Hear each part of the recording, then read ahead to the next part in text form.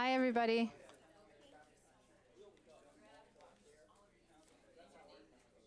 We're going to get started because I think we technically have a quorum. Do you guys, are you waiting for anybody? No? Okay. Yeah, that'd be great. All right, this is the October 16th Expanded Community Advisory Panel meeting. And hopefully, for anybody who's new, you can pick up agendas here so you can follow along, and there's other papers. Yeah. So the agenda is available there, and any other documents that we're getting, you guys can also pick up here.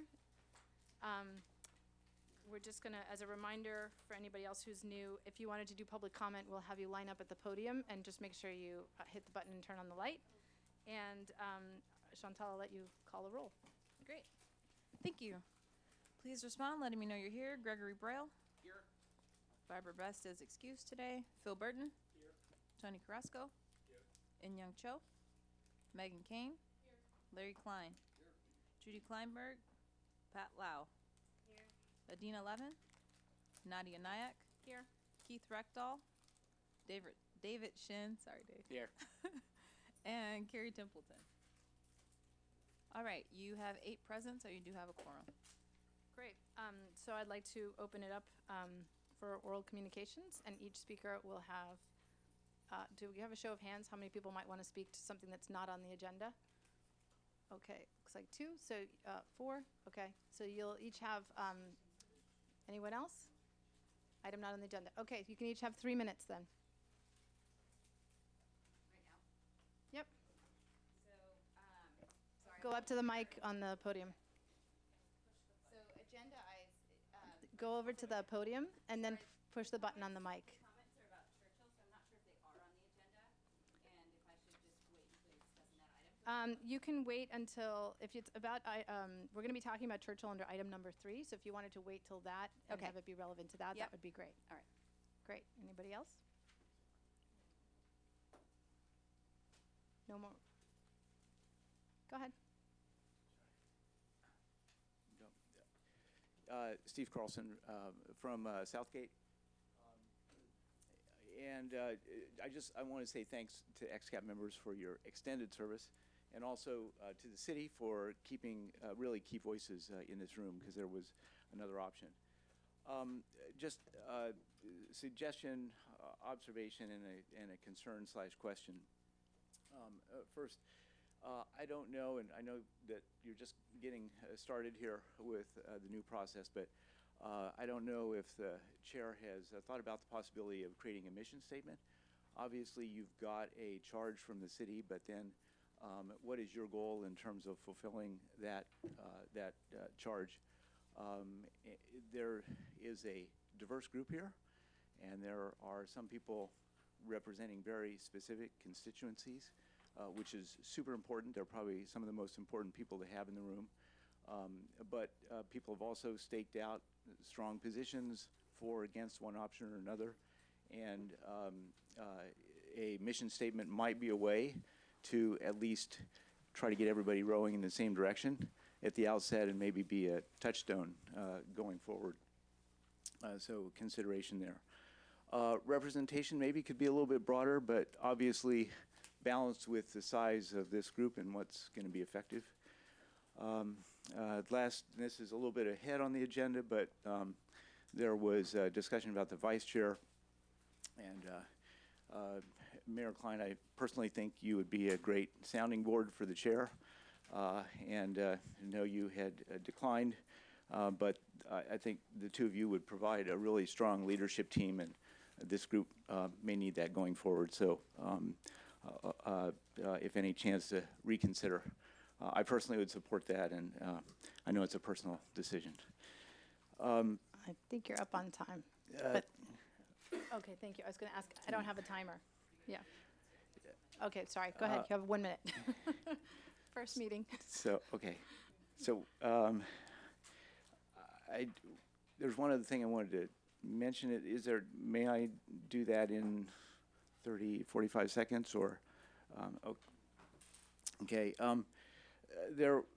The concern, and this is really about process.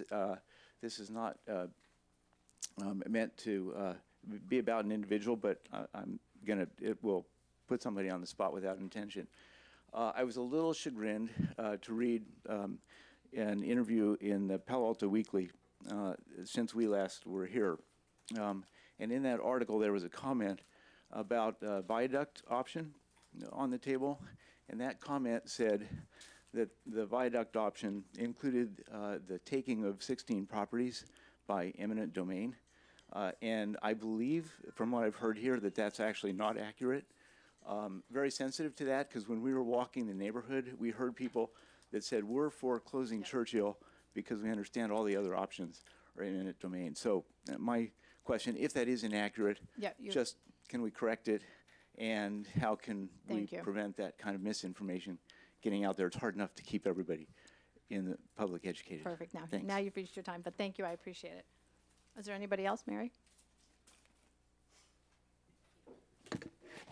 Hello, my name is Mary Sylvester, and I'm a 42-year resident of the 100 block of Melville between Emerson and Alma, 2 blocks from the proposed Churchill and Alma grade separation. I had the dubious pleasure of being a neighbor of Castellea School, which has spurred me to become involved in a number of community planning and zoning issues. So I feel like I am directly impacted by what you all are proposing. So hence, I'd like to thank you, Nadia, for agreeing to serve as chair, and each of the others of you for agreeing to also serve on this committee. It's a tremendous service to all of us, and we know how time-consuming these meetings can be, and thank you. I would like to associate myself with the comment made by Steve Carlson just now in terms of having a mission-driven perspective. I think that helps set the tone for the work that lies before you, gives the community clarity about what you've undertaken or are undertaking, and at points of possible discord will help set you and the record straight about wise next steps. Even though I am directly impacted by rail closure, grade separation at Churchill, I advocate for a community-wide orientation of this committee. While we all know we each act from self-interest, we also, on this committee, have to value the community-wide perspective. This project is going to ask a tremendous amount from the citizenry of Palo Alto, both in terms of understanding and forbearance, because the environmental, aesthetic, and financial impacts to all of us are going to be significant. So I ask that the committee members keep in mind any potential conflict of interest, both in fact or in perception. Thank you very much. Thank you. Susan? Hi, I hope I'm not repeating anyone here. I got caught in traffic. My comments are kind of building on something I tried to bring up last week about thinking that it would fall under conflicts of interest. I understand now that there aren't any technical requirements for XCAP members to declare or avoid conflicts of interest, but I think there's an underlying issue of whether XCAP members are perceived as representing the concerns of all Palo Alto residents, and that the answer to that affects whether the process and the recommendations excuse me, of the XCAP are going to be seen as legitimate by the community at large.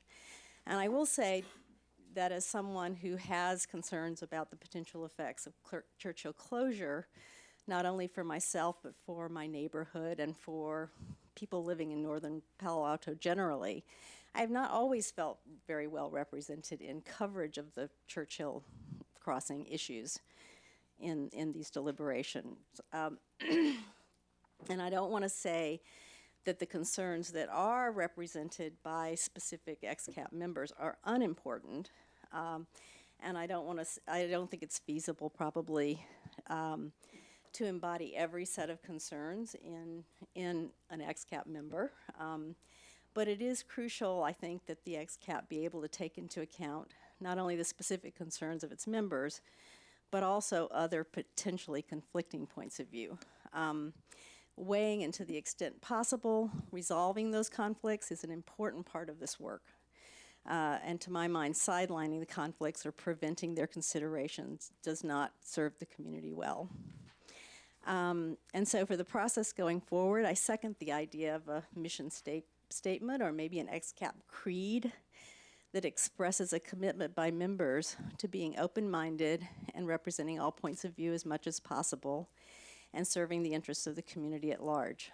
I realize, of course, that what constitutes the best interest of the community at large is a very challenging one, but maybe articulating and debating some overarching goals for selecting preferred solutions is worth doing. Is it reducing traffic through the neighborhoods? Is it protecting the small town feel of Palo Alto? Is it preventing gridlock and pollution? Is it preserving the city's flexibility in dealing with future challenges or changes in population, traffic, et cetera? Might it be maximizing connectedness in Palo Alto? Thank you. We'll move on to our next, item, and that will be the review of technical evaluations. I did want to point out that we are going to be talking under agenda item number 4 about the guiding principles, which hopefully you can get a copy of here. And in the back of those, there's something that may seem like a mission statement, and so you guys might want to review that and be thinking about what you want to say in that section for those of you who are concerned about that. Oh, I've run out of time now to speak. I'll hand it over to Etty and her team. Hi, I just wanted to introduce Trisha. She's from Hexagon, and she's going to be presenting the information that she has on the unclearable queues at uncurable. Yes, that's almost like vegetation for vegetarians on the trend. No, anyway. So she's going to walk you through some of the analysis that she's done at Churchill and Alma on this topic. Hello, everyone. I'm filling in for Gary Black, who's usually here at these meetings. So I'm here to present the technical analysis of existing conditions operations of Alma and Churchill Road without and with the proposed electrification with Churchill being open. The first step that we did was to conduct new traffic counts.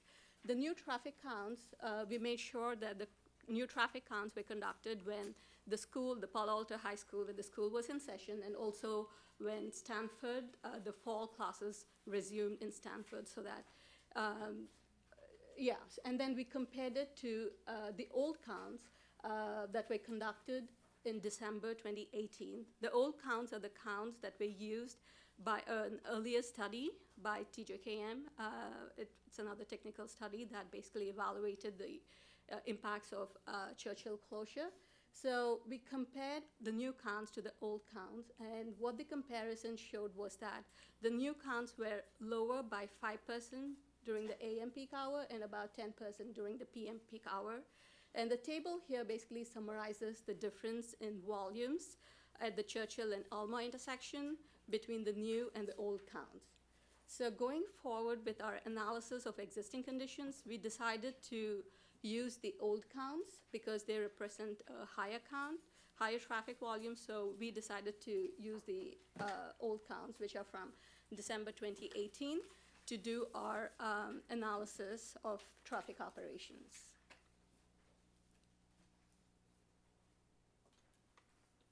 And this slide basically summarizes our existing conditions analysis methodology. So we used the traffic volumes from our December 2018, and we used the signal timings that we requested from the city for the intersection, and this includes, we did model the existing Caltrain preemption, what happens, and also the gate downtime. Just a question of point of clarification. Can you explain what TMCs and CLs are? Sorry, TMC is the turning movement counts at the intersection of Alma and Churchill. So at the turning movement counts, so all traffic that's basically entering the intersection, like northbound left through right, southbound left through right, eastbound, all traffic from the eastbound and westbound Churchill entering the intersection, basically, that are accessing the Alma and Churchill intersection. And the signal timings, basically, during the AM peak hour, the signal operates with a 2.5-minute cycle length, and during the PM peak hour, about 3 minutes. And the number of trains that we assumed for our existing conditions analysis is about 8 trains, 4 trains going northbound and 4 trains in the going southbound. Now, it can be up to go up to 10 trains based on Caltrain's schedule. Yes. So, going back to the second. Well, yeah, clarify, yes, I do. Going back to your second bullet, are you saying the signal timings or the cycle times are not demand actuated? The cycle timings are demand actuated. Yes, they are actuated, but most of the green time is given on Alma. And if there is detection on Churchill or the northbound and southbound left-turns on Alma, they get the green. Otherwise, it's the through movement on Alma that receives the green time. So are you saying that in practice it works out that the cycle is either 150 or 180 seconds based on observation? Based on observations, and usually when the way it functions is the timing, the signal controllers, you input a particular cycle length that basically has like a maximum for each of those movements, and it's not based on the actuation, it could hit that maximum green time. If not, all right. Yeah. Thank you. Yeah. And the approximate gate downtime that we, yes. One more point of clarification. Adina, did you have? Adina, can we get you a mic so that we can hear you? You can use this. Sorry. The video guy, will, of course, will yell at Chantal, but probably me too. Okay, so out of curiosity, so the gate downtime for the train going over Churchill is 6 minutes and an hour. How much is the stoplight time on Alma in the other direction on the intersection? How many minutes in an hour do people stop for a stoplight, just for point of comparison? You mean going through on Alma? Yeah. So going through on Alma, they only stop when they only stop mainly when this when Churchill receives a green time, eastbound and westbound. And the eastbound and westbound, they operate differently in the sense they operate with split phasing. They both don't go together at the same time. It's one time the westbound goes, and then it's the eastbound direction that goes. So that's the only time the northbound and southbound through traffic on Alma stops. And during preemption, when the gate is closed, Alma, both northbound and southbound, they continue to receive green, so the traffic can continue on Alma. Do you have any? I think Adina's question is, on a normal stoplight for either the east or west Churchill, how long is a normal stoplight stoppage It's about on Alma? a minute, approximately a minute. 1 minute. 1 minute. No, for each cycle. And how many So- cycles are in an hour? So that's about, just use my calculator. So,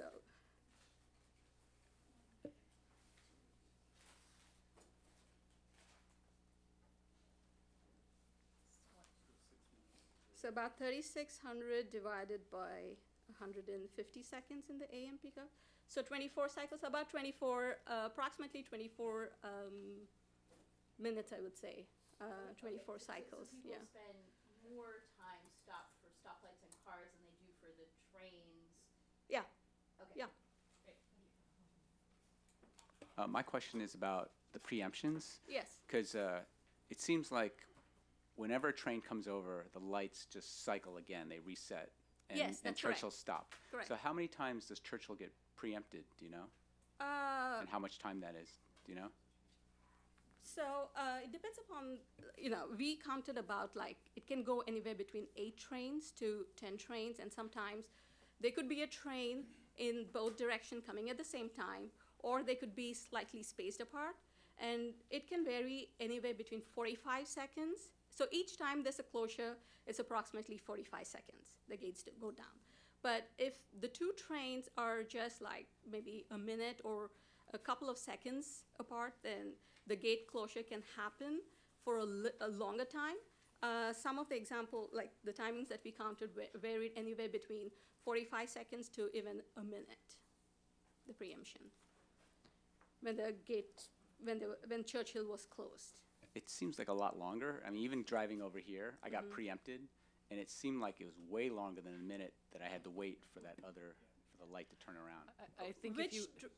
I think if you wait, she has a slide here that shows the unclearable cues, Yeah. what this is leading up to, and I think maybe And that'll it be also clear. depends on which direction, if you're coming on Churchill or if you're coming from Alma, you'd have to wait longer. Churchill, yeah, Churchill takes longer time to clear, yes.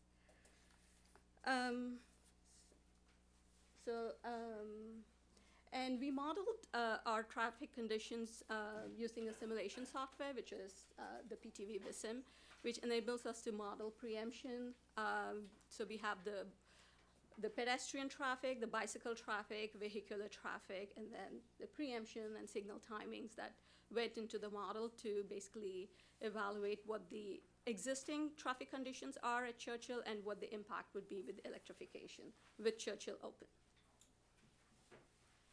So this is an image of aerial view of the Churchill and Alma Street intersection. And just a summary of traffic conditions in the AM peak hour. So you see the Palo Alto High School is located on the northwest quadrant of this intersection. And the school peak coincides with the commute peak in the AM peak hour. So during the AM peak hour, you have 150 pedestrians, 260 bicycles, and 2,600 vehicles accessing this intersection in the AM peak hour. And most of the pedestrians and bicyclists are to the school, heading towards the school. Yes. Can you clarify which hour this is? This is during the AM peak hour. Yes, So which one? But what is that? Between 8 and 9.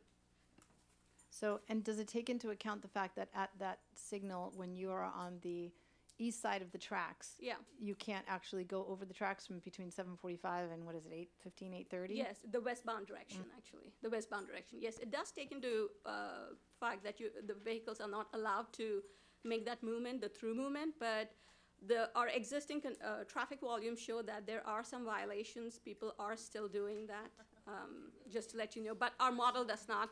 It assumes that nobody's doing that.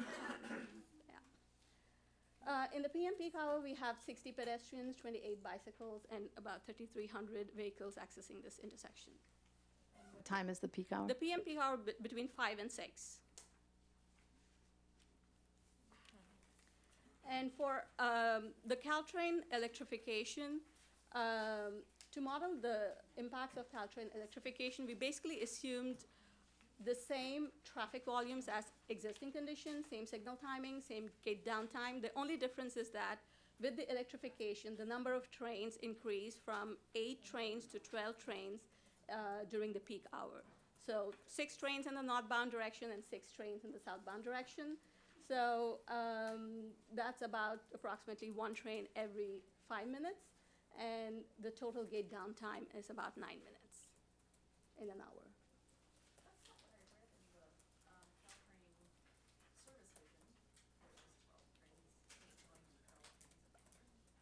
Are you talking business plan or electrification? There's two. Yeah, so can I just ask her to finish her presentation? We'll keep the comments till afterwards. Thank you. So this slide shows a comparison of the AM peak hour vehicular queues under existing and with Caltrain electrification.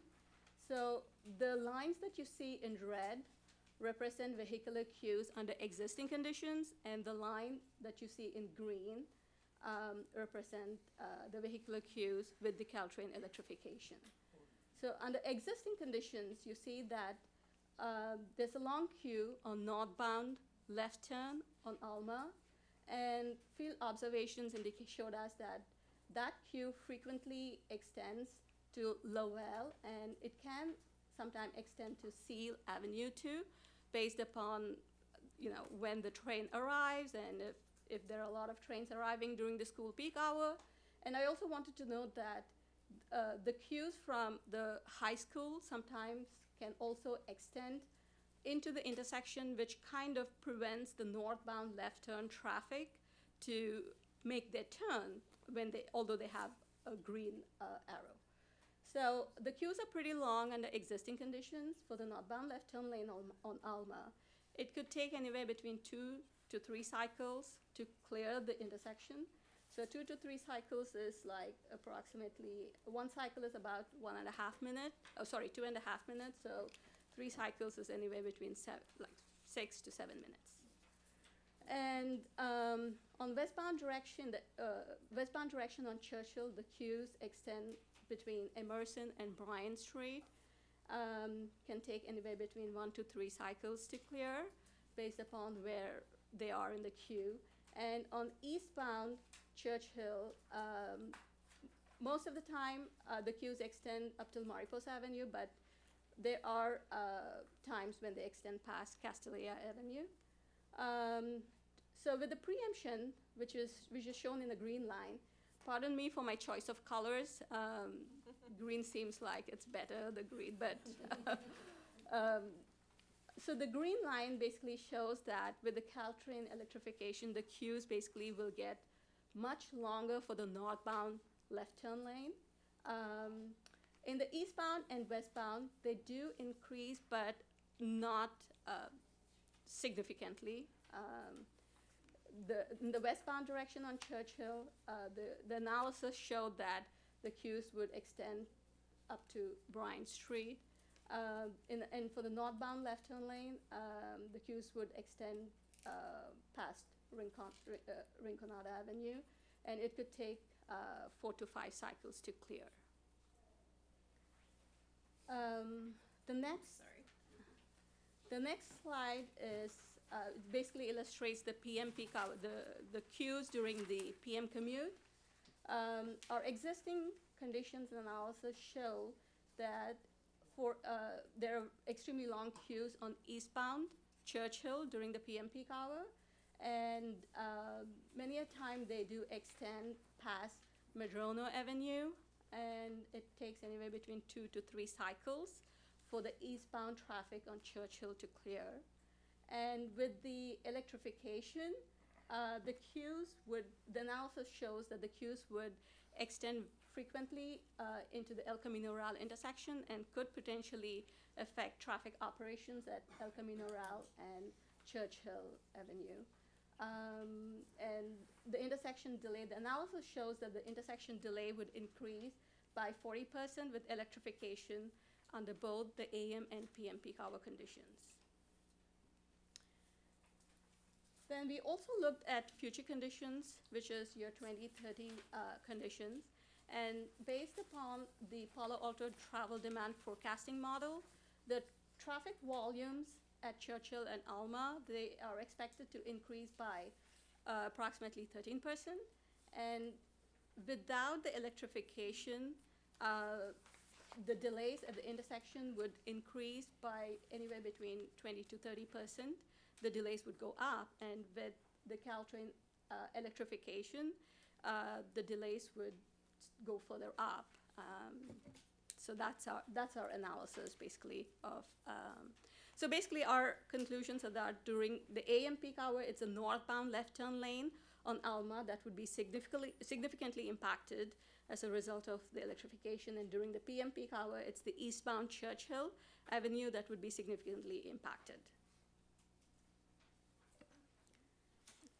That's it? Yep. Great. Okay, we'll take questions. Go ahead, Tony, and then Megan, and then Carrie. And for that, I just wanted to acknowledge that Carrie Templeton, Adina Levin, Keith Rechtel, and Judy Kleinberg have all joined us for the record. Thanks.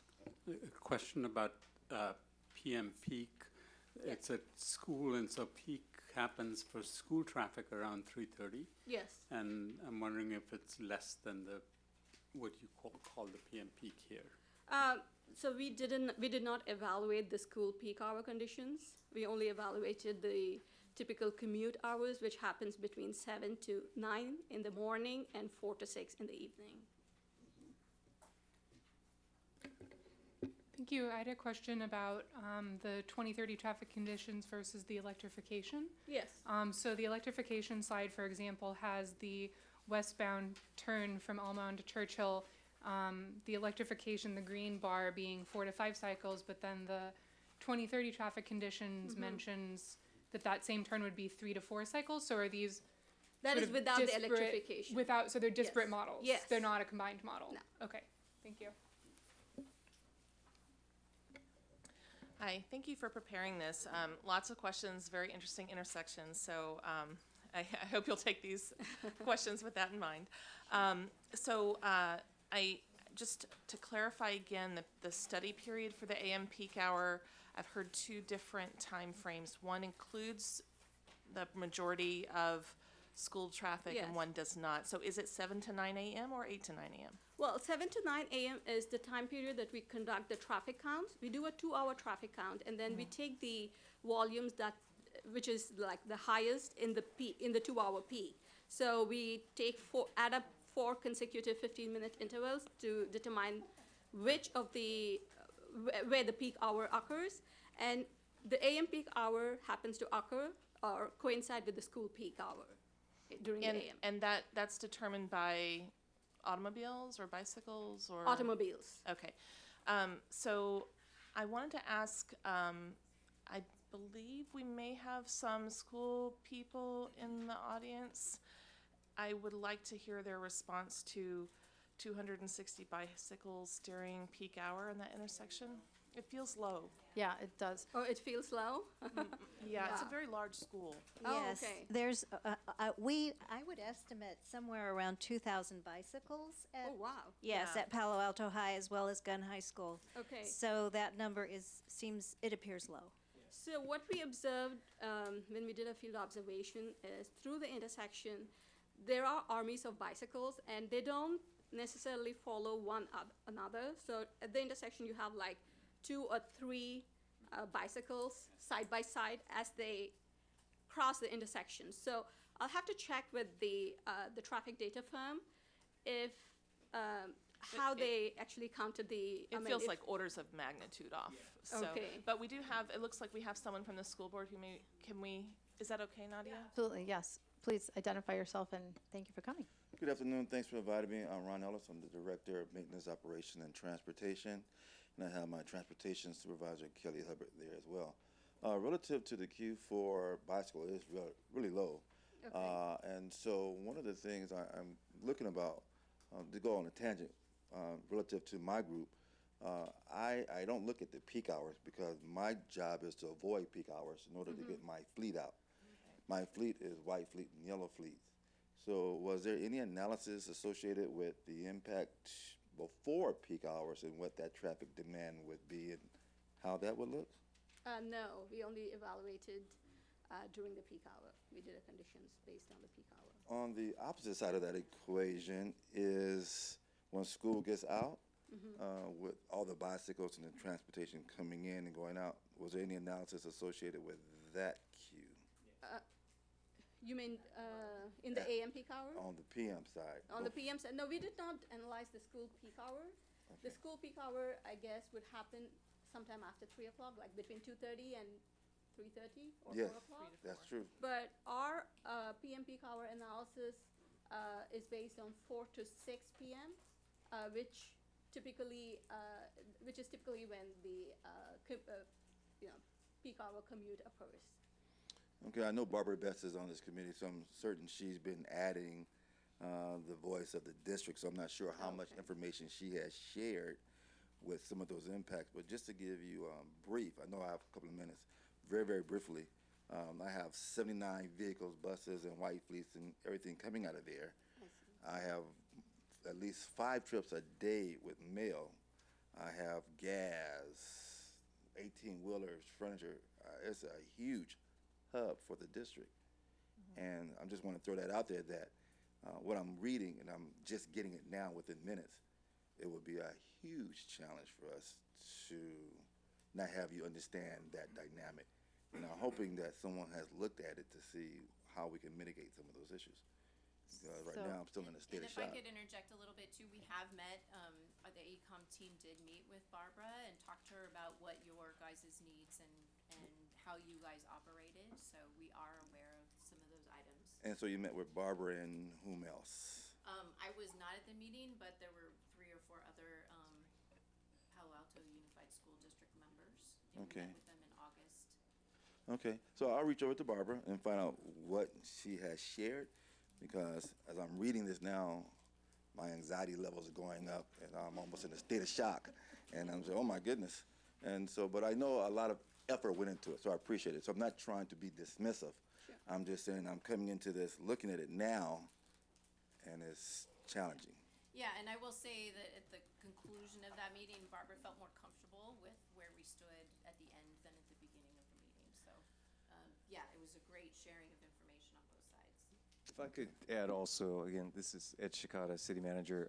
Just, it might be helpful for those who haven't been tracking this ongoing conversation to put in context this analysis.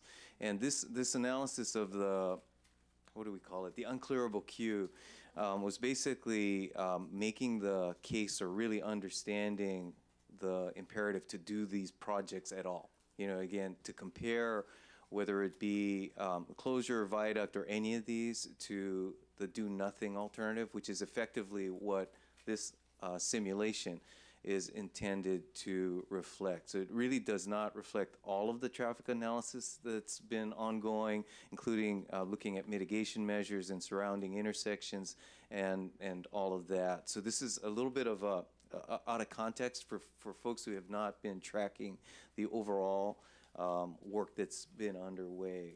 But nonetheless, an important question that, again, the XCAP had raised and Hexagon in trying to ensure that we're approaching all of the alternatives from the perspective of understanding what is the do-nothing alternative and the impact of that. So this is still a work in progress, even in that regard. But I think it's important just to kind of frame it and not suggest that this is everything that's been done to date. So there's a lot of additional work I think that we'll want to share, and also this is leading it up to a broader community discussion of some of the pros and cons of all the options. Thank you very much. I'd like to just end with, I will invite anyone, I think I invited Chantel once before, if anyone wants to walk my area, I'd be happy to lead you on a tour so you get a first-hand vision of the impacts that would be happening to the area. So you can certainly call me anytime and I'll walk you around. All right, thanks so much. I just wanted to point out to the community, I know you've got a question, I saw you, so but this is, at our last meeting, we just voted on sort of the rules that will going forward. So even though we've been doing this for a while, we're sort of starting in a new phase. And so going forward, the hope is that the presentations that we just all got at places today and that you just are seeing for the first time will be available at least 72 hours before the meeting. So that hopefully will give folks more time to be able to digest this stuff, because I recognize that it's super hard. And it's why we needed our city manager, for example, to kind of clarify how the context of this is. So hopefully going forward, this won't be as bad. I did want to let the AECOM team finish, because we had scheduled, go ahead. Sorry. Oh, I just wanted to finish my questions, but. Yeah, no, that's fine. So if I want to do a round of questions on this piece for Patricia, and then we need to move to AECOM's presentation on the fact sheets, where again, I suspect we may talk at them at a high level, but we may have to kind of come back to them, because I don't know that we're going to be able to have all the specific feedback for you at this meeting, so that we can still be able to do the rest of our kind of business stuff. So, but go ahead, Carrie. Oh, thank you. So it does seem like we have some consistent feedback that maybe those bike counts are significantly too low. So that's one response. And then just to, I guess this also ties into Ed's point, as we're framing the question and looking at the context of how this analysis will be used. I just want to ask if any other do-nothing alternatives, in other words, don't make any structural changes, have been considered, such as lengthening the cycle of the Churchill light or disallowing left turns at certain times of day from Alma. So just trying to understand how this has been analyzed and how it will be used. Thank you. Yeah, I mean, we could look into the timings of how the current signal operates, and we could make some recommendations to sometimes which phase is called right after preemption. Currently, what happens is right after preemption, it's still the northbound, it's the traffic, the northbound and the southbound on Alma. They continue to receive the green signal for quite a bit of time before before it cycles around. So we could definitely look into some changes to that and make some recommendations to the city. Phil? Yeah, two clarifying questions. First, does anybody know what time Palo Alto High starts its first class of the day? In the morning? Yes. I think it's about. What? Okay, well, I'm not aware of that. My kids are past I think school. it's 8:15, and the new state law is going to start to say 8:30. All right, okay. No, my only point was maybe that peak bike traffic occurred before your measured hour. That's why people are taking, I don't know, I'm just throwing it out. No, I looked into our counts, and our counts include the peak bicycles. All right, okay. Yeah. Second question of this, on this very slide, the 2030 volumes, does that include the planned Caltrain service increases? No, it does not. Okay, so if we layer that. It would be even it'd be more. even worse. Yes. But I'd like to observe that for the naysayers and the general public who think we don't need to do anything, this really illustrates the point how even a slight increase in Caltrain service has a drastically greater impact on queue lengths.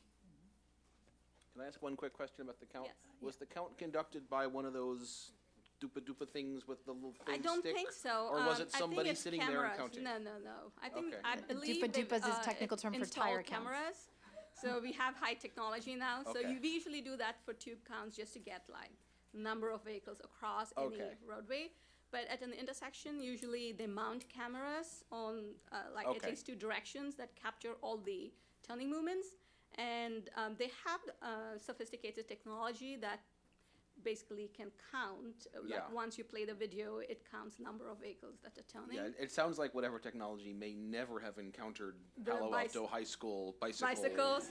I thought 260 Peloton, bicycles were so high yeah, okay. actually, so that's why I So, wanted to know you know, that. maybe like a human review of that might help us get more accurate information. Yeah. Okay. Megan, I'll let you talk during public comment. I got to let the XCAP people go first. Sorry. Go ahead, Megan. I was wondering, the unclearable cues here are all about the turning movements across Churchill. Are there any cues for the folks going straight on Alma? Or, as you said, because they have this green preemption that never quite cues They do up? have cues on Alma too, especially when Churchill is receiving the green. Cues on Alma have to stop. But I have not quantified. I've not summarized the cues, but I would say they're probably 800 feet long, 800 to 1,000 feet long. So that would be and there are 2 lanes. So yeah, about 800 to 1,000 feet long.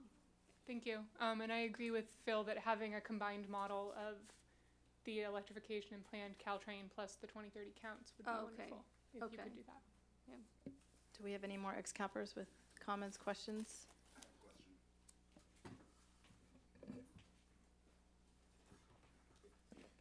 You said you ran some simulations. Yes. Do those simulations include a finite length left turn lane on Alma? Yes. Okay, and so then that would block That off. that would block off the one through of- lane, the adjacent through lane on Alma, and would reduce the capacity for the northbound through traffic on Okay, Alma. and so all your numbers, including the 2030 traffic, includes that effect? Yes. Okay. Yes. And do we have the ability to lengthen that left turn lane? I have. We'd have to look at that We'd have to- geometrically. yeah. I don't know if you could do that without right of way or something. Okay, thank you.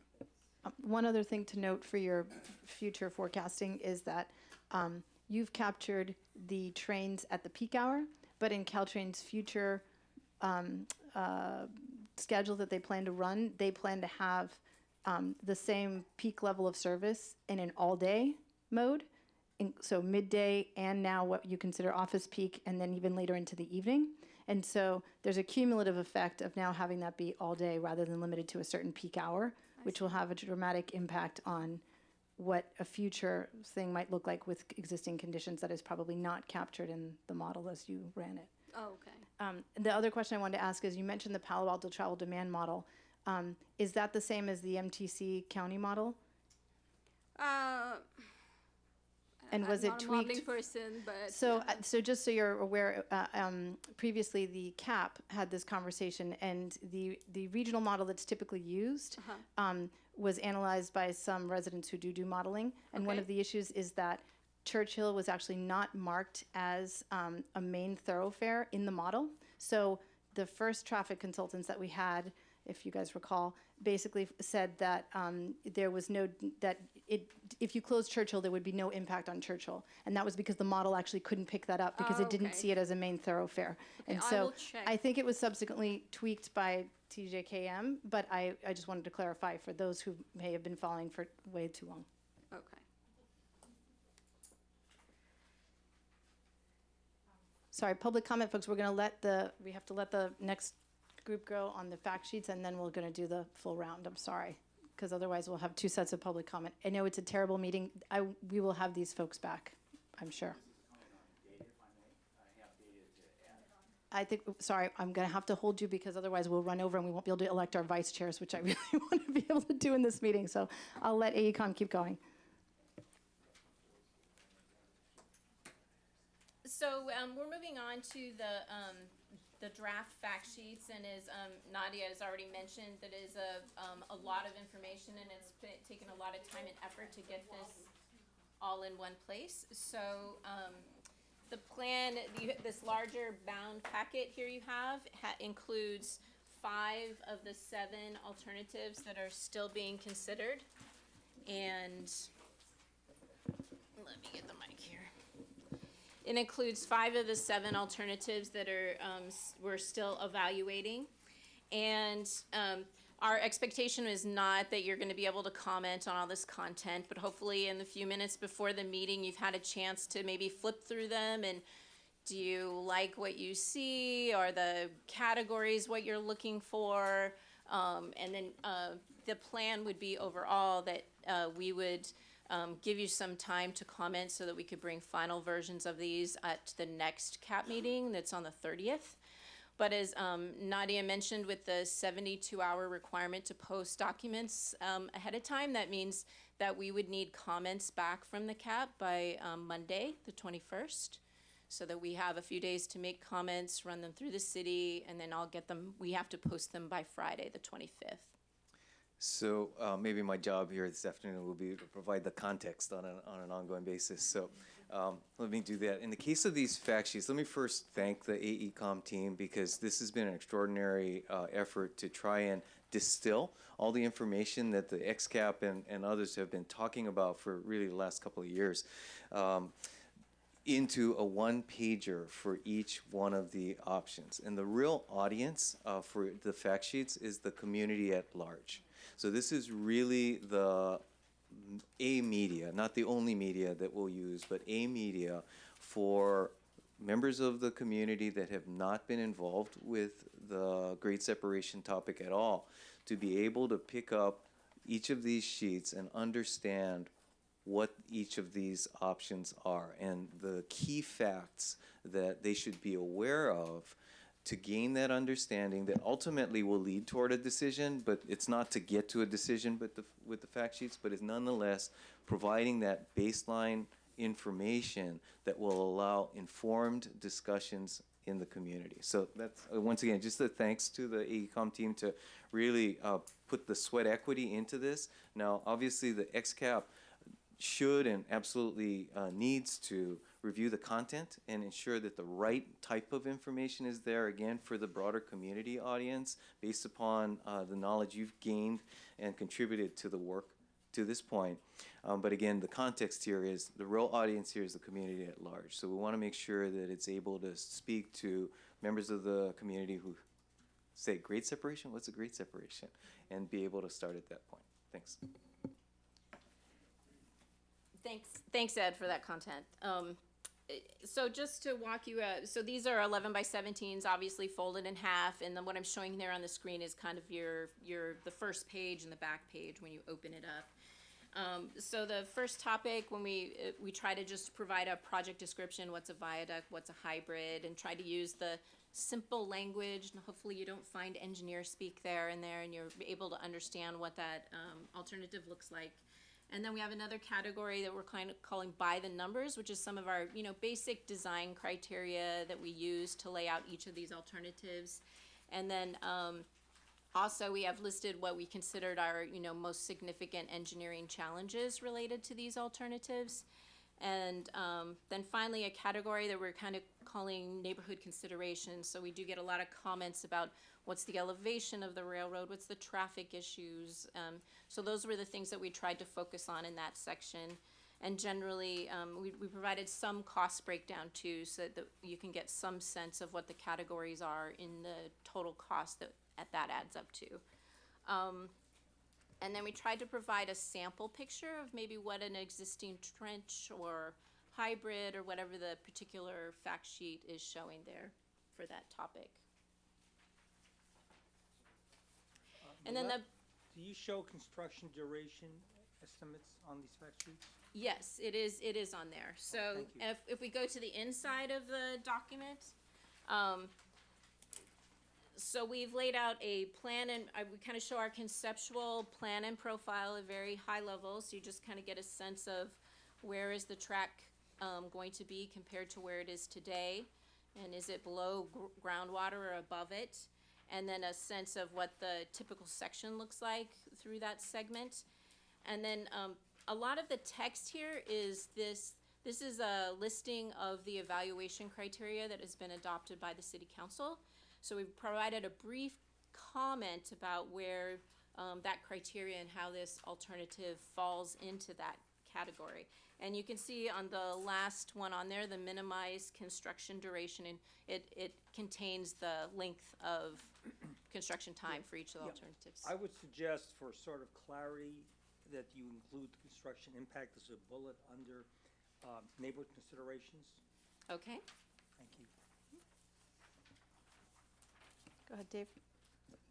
Sorry, Adina was waiting before. I apologize, Adina. I'm going to need to get you to a mic.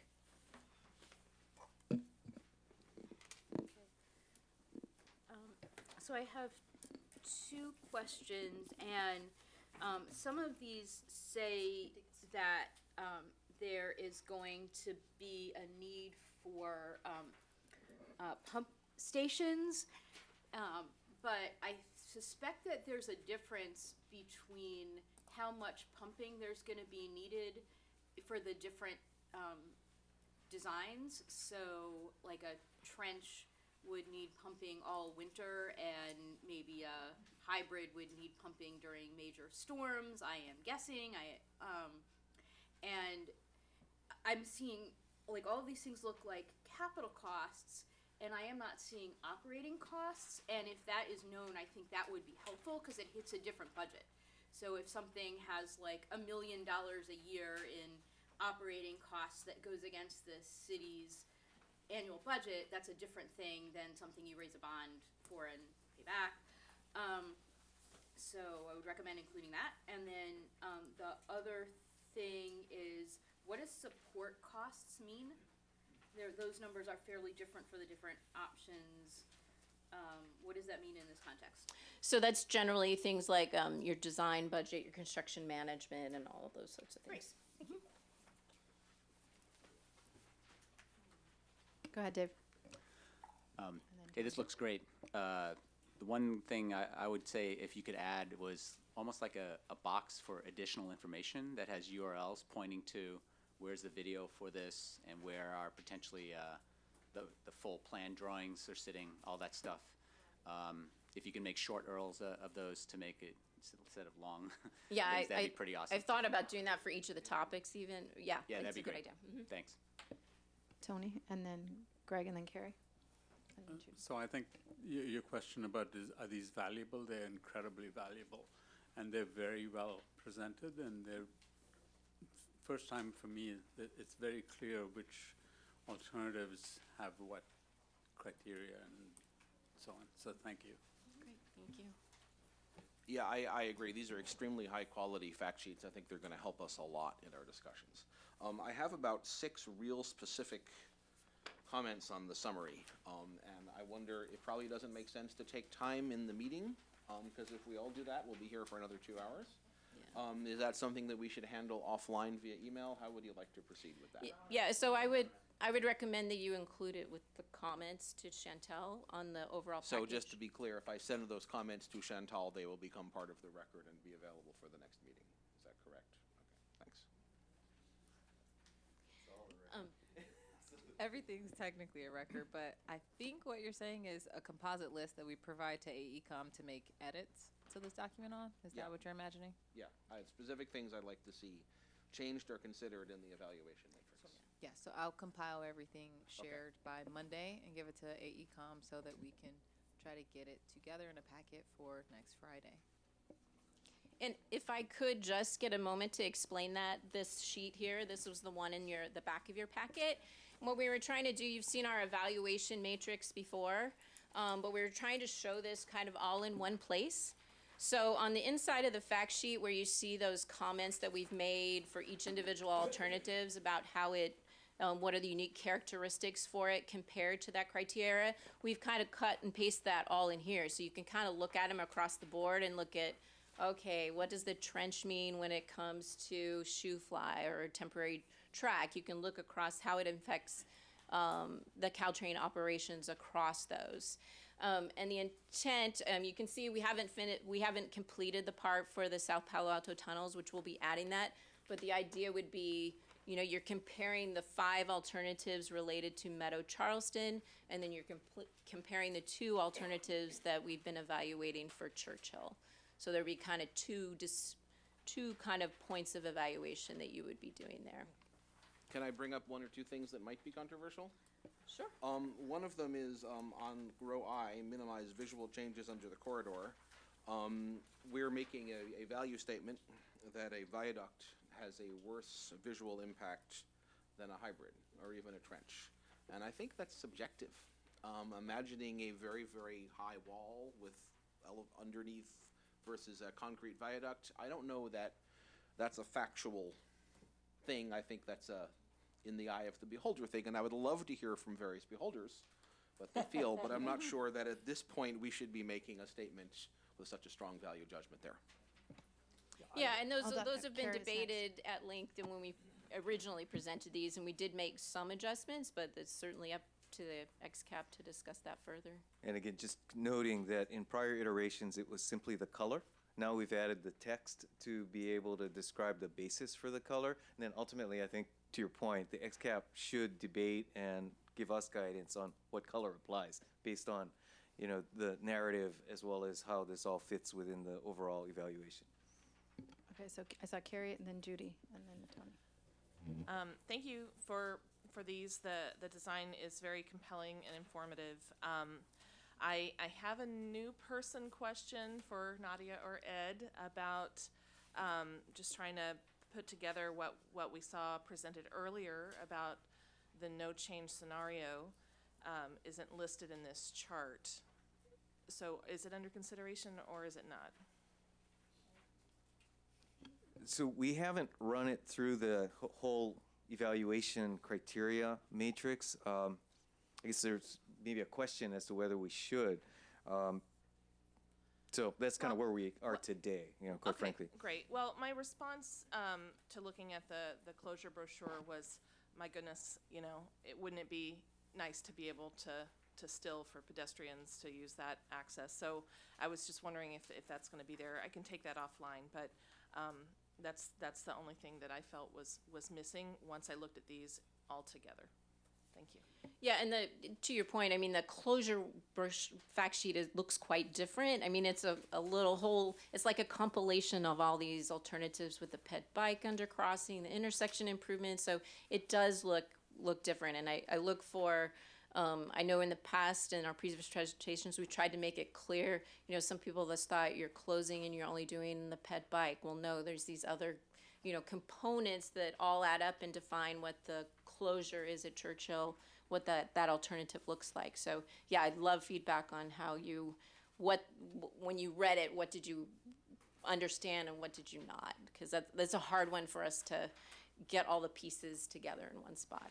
Okay, Happy to share ex-cap. that offline. Thank you. Yeah, ex-capper, so I want us all to be able to get a chance to comment, but this will be agendized again for next week to be able to give other comments, so if you have something, or 2 weeks, sorry, if you're, well, no, 2 weeks is, oh yeah, sorry, 2 weeks.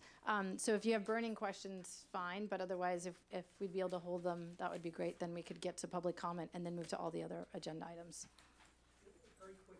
Judy, is that it? Do you want to speak? I'm sorry, am I next or not? No, but Judy was next. I'm sorry. Okay. Okay, this is a quick question to Ed. At the council meeting where the Rail Blue Ribbon Commission was authorized, I heard a lot of council criteria being thrown out. Should the list here or these criteria be revised to reflect that council meeting? Well, there was discussion of the criteria, but no action to change. So for the time being, this is still the framework we're operating in. You know, based on the ex-cap discussion as well as future council discussions, there could be a revision, but we wanted to show status quo based on the direction currently. So this, this may not be up to us, may have been because of the council criteria. I agree that the major impact that we are considering is the impact on the neighborhoods in the vicinity of these crossings.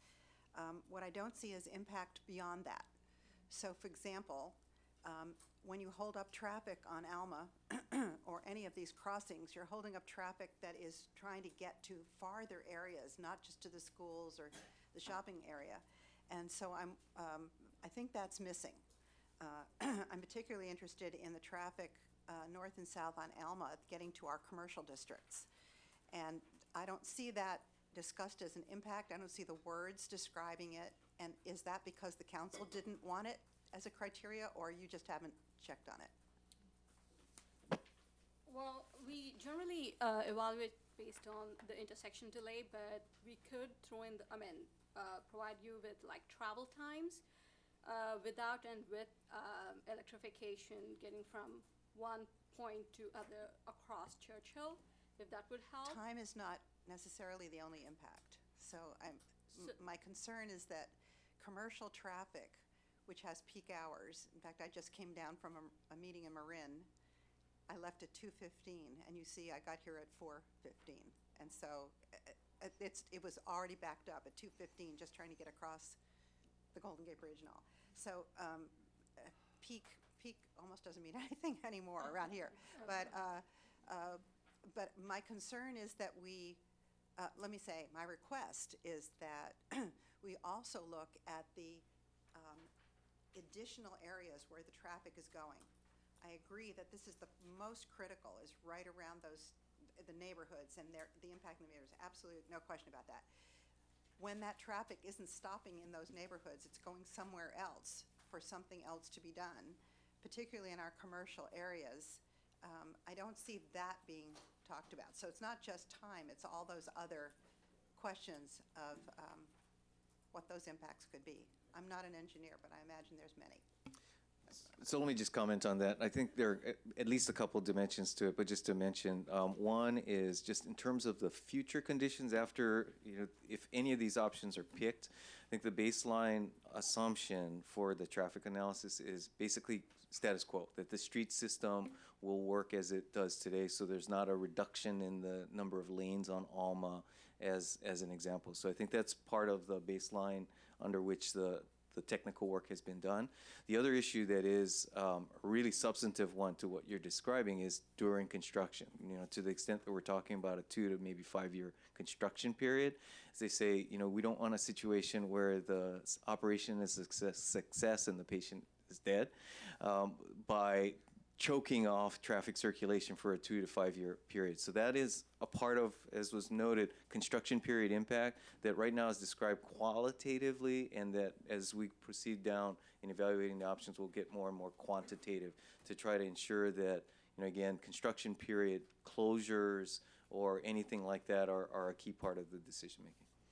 Can I just add another question to be thought about, which is that with the increased number of available seats on the trains and the fact that the workforce is going to be using those trains, there will be more bodies, whether they're riding a bike or an electric scooter, sorry, they will be, or walking. There's going to be a lot more traffic trying to get to the train stations. And so I'd like to see that also looked at, the whole issue of micromobility and what that's going to have as an impact on those areas where there are train stations. And I think that's another very important issue for us to take up. Thank you, Judy. Okay, unless, I'm going to ask that we're going to wrap this up because we have the ability to comment next week, and I'm going to encourage all the XCAP members to please send in whatever you can to Chantal. I'm going to take public comment, and is it burning like it has to happen in this moment, or can we hold it? Okay, go ahead. So this issue is about how do you design a project that's going through part of the town and not have the information on the northern section. I don't know when that information comes in, but to me it's like designing a building and not knowing where the access is. We need to know that quickly. I don't know when, we cannot wait for a 5-year study for that. And the second comment is that as we move forward from colors to words, we need, as Ed said, to quantify, to start putting numbers on these things. All right, members of the public, I'm going to apologize in advance. I'm going to hold you to 1 minute each, but remember, you can send emails. I know, Roland, you're giving me the look, but it's a tough meeting. This is the first one where the agenda was We have two basically items. handed. We need more than 1 minute, but let me just Well, quickly go to got the a minute, first that's one. all you got, sorry. On the first item, what is missing is this grade crossing analysis that we did 6 years ago. And what it'll show you, for instance, that at Alma, because of the electrification, even though they're adding a train, the grade downtime drops because of the acceleration and deceleration. So it's all out there. I suggest you look at these 45 pages. When you add 2 trains, it has some impacts. Adding 1 train, actually in some cases in Alma, is less grade downtime. Now, all right, since I got 30 seconds left, I've mentioned this before, you don't need lift stations. I've actually got 2 siphons in front of my house. You want to go and visit the Santa Teresa Park, Coyote, Alamitos Canal. There are 8 siphons in the canal going on the various things, including Monterey Highway, Caltrain, everything else. Just leave it at that. A hybrid, I guess you can read property impacts like everybody else, you know, if you live in the area. Churchill closer, I don't want to go there. And viaducts is visual sounds and impacts. Thank you, my time is up. Thank you, Roland. Next. No. Sorry, I'm trying to mute, it's on off, so I can't figure out why it makes noise. Go ahead, next. Hi, yeah, Rachel Croft from Southgate. Thanks so much for the website. Really appreciate that getting up. A request just for the communications with the community to change the Churchill or viaduct in the vicinity of Churchill to actual viaduct over Churchill. I think just for clarity would be super helpful.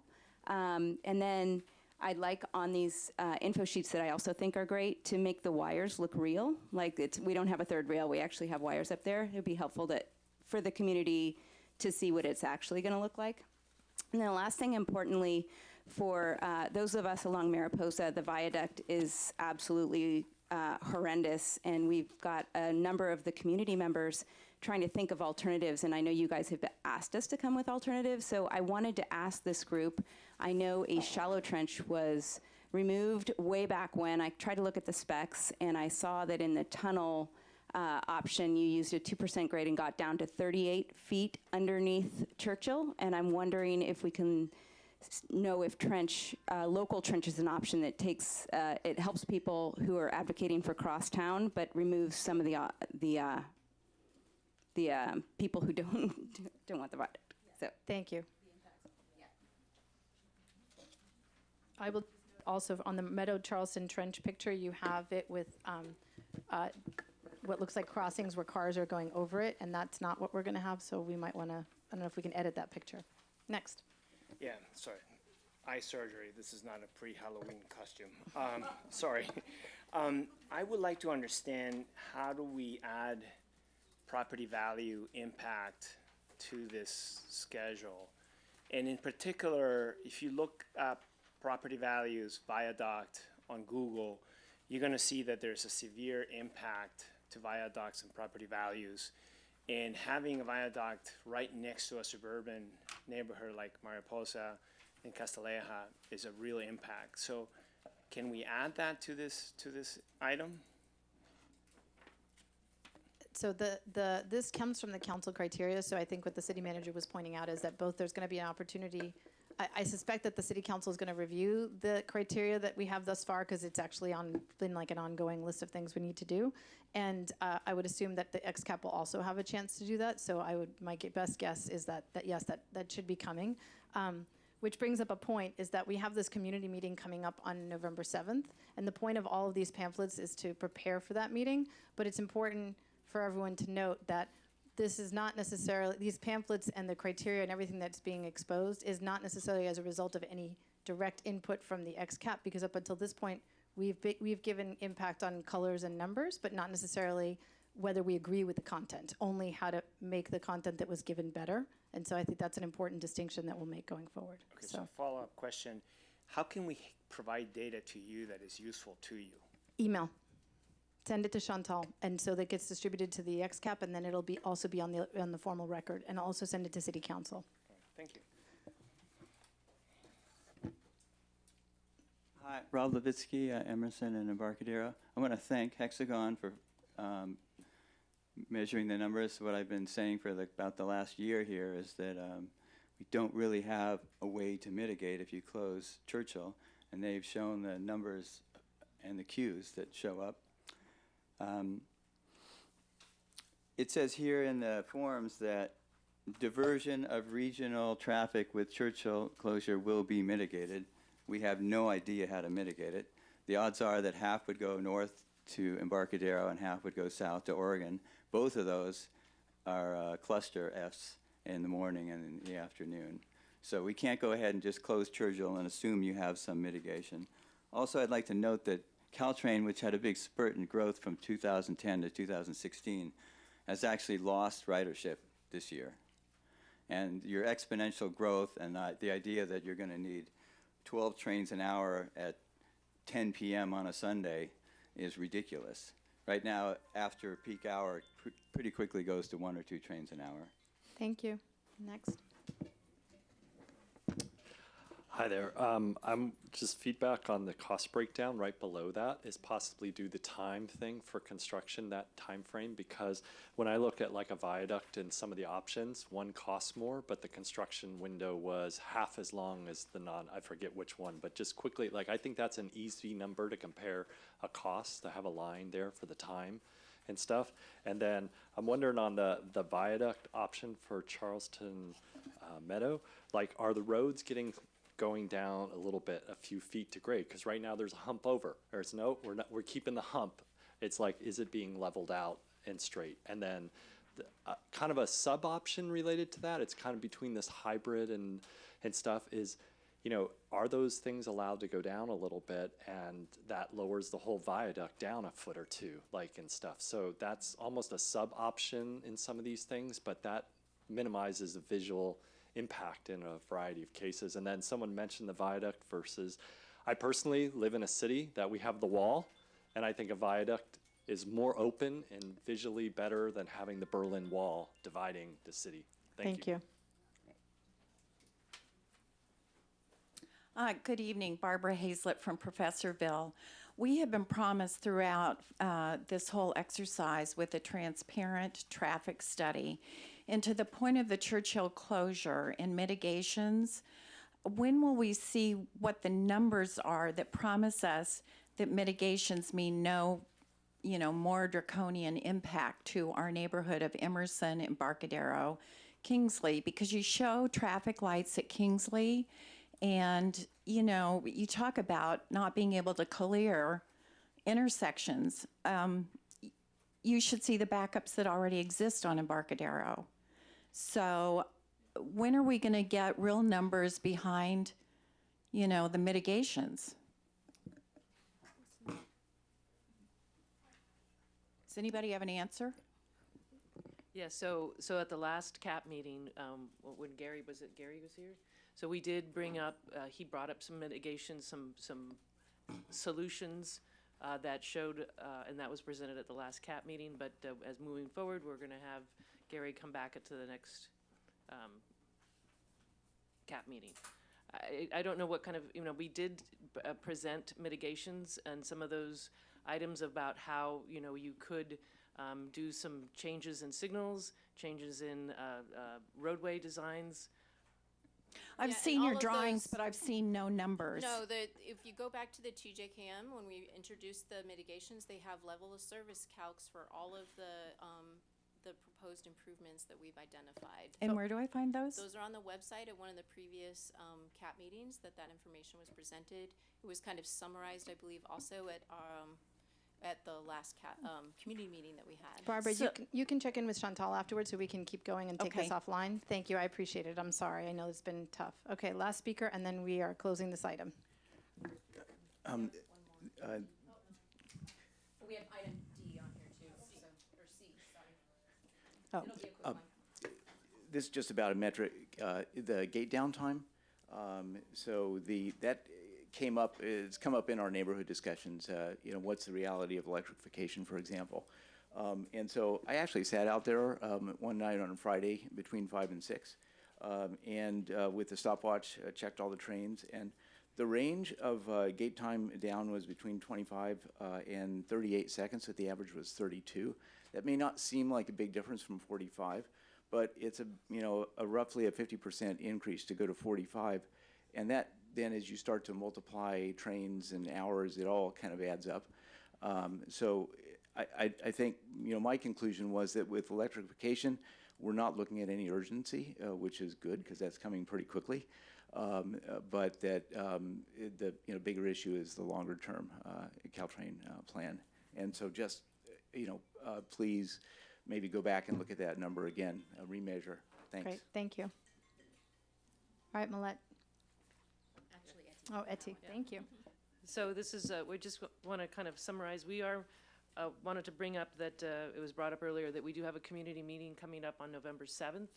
And I just wanted to kind of quickly go over what was going to be the format and also the items that we plan to cover. So the format for the community meeting is going to be very similar to the previous community meetings where we have a presentation of the materials, then we'll have a short Q&A period, then there'll be a breakout session where the exhibits will all be available, and we'll have exhibits for all the alternatives that have been evaluated to date, including the ones that are no longer being considered at this point. Then there'll be a report out and then an adjournment. The presentation will cover the materials that we haven't covered so far. So we'll be looking at the South Palo Alto Tunnel with and without freight. I think the previous CAP meeting, we had the 3D animation, so if there's comments on that, we'd like to know back on that. We'll be talking about the Churchill closure with a focus on the intersection and the mitigations to Barbara's concern there, as well as an update on the traffic analysis. And then we'll be presenting the viaduct that has been developed for the Churchill area. And those are the three technical items for the presentation. But again, all the alternatives, the Charleston Meadow alternatives, we'll have the exhibit boards out there so people can go and talk to staff and if they had any more questions. And in addition, there'll be a table there with the alternatives that are no longer under consideration if people have questions for that. So with that, I think that is all I have on that item, and give it back to Nadia. Thank you. Greg, you got a quick one? Can I request one additional piece of data? Is there any way to find out how many riders use the Stanford Game Day station on a Stanford Game Day? Because Stanford Game Days are major traffic events for Palo Alto, and that's with people coming by Caltrain. Yep. One last, again, context, again, going forward to the, as Etty was just pointing out, November 7th meeting. This isn't directly on your agenda, but we are working on the first XCAP update to the City Council, and hopefully we'll come together. October 28th would be a date that could work, and Nadia will want to confirm that works for you or other designees from XCAP.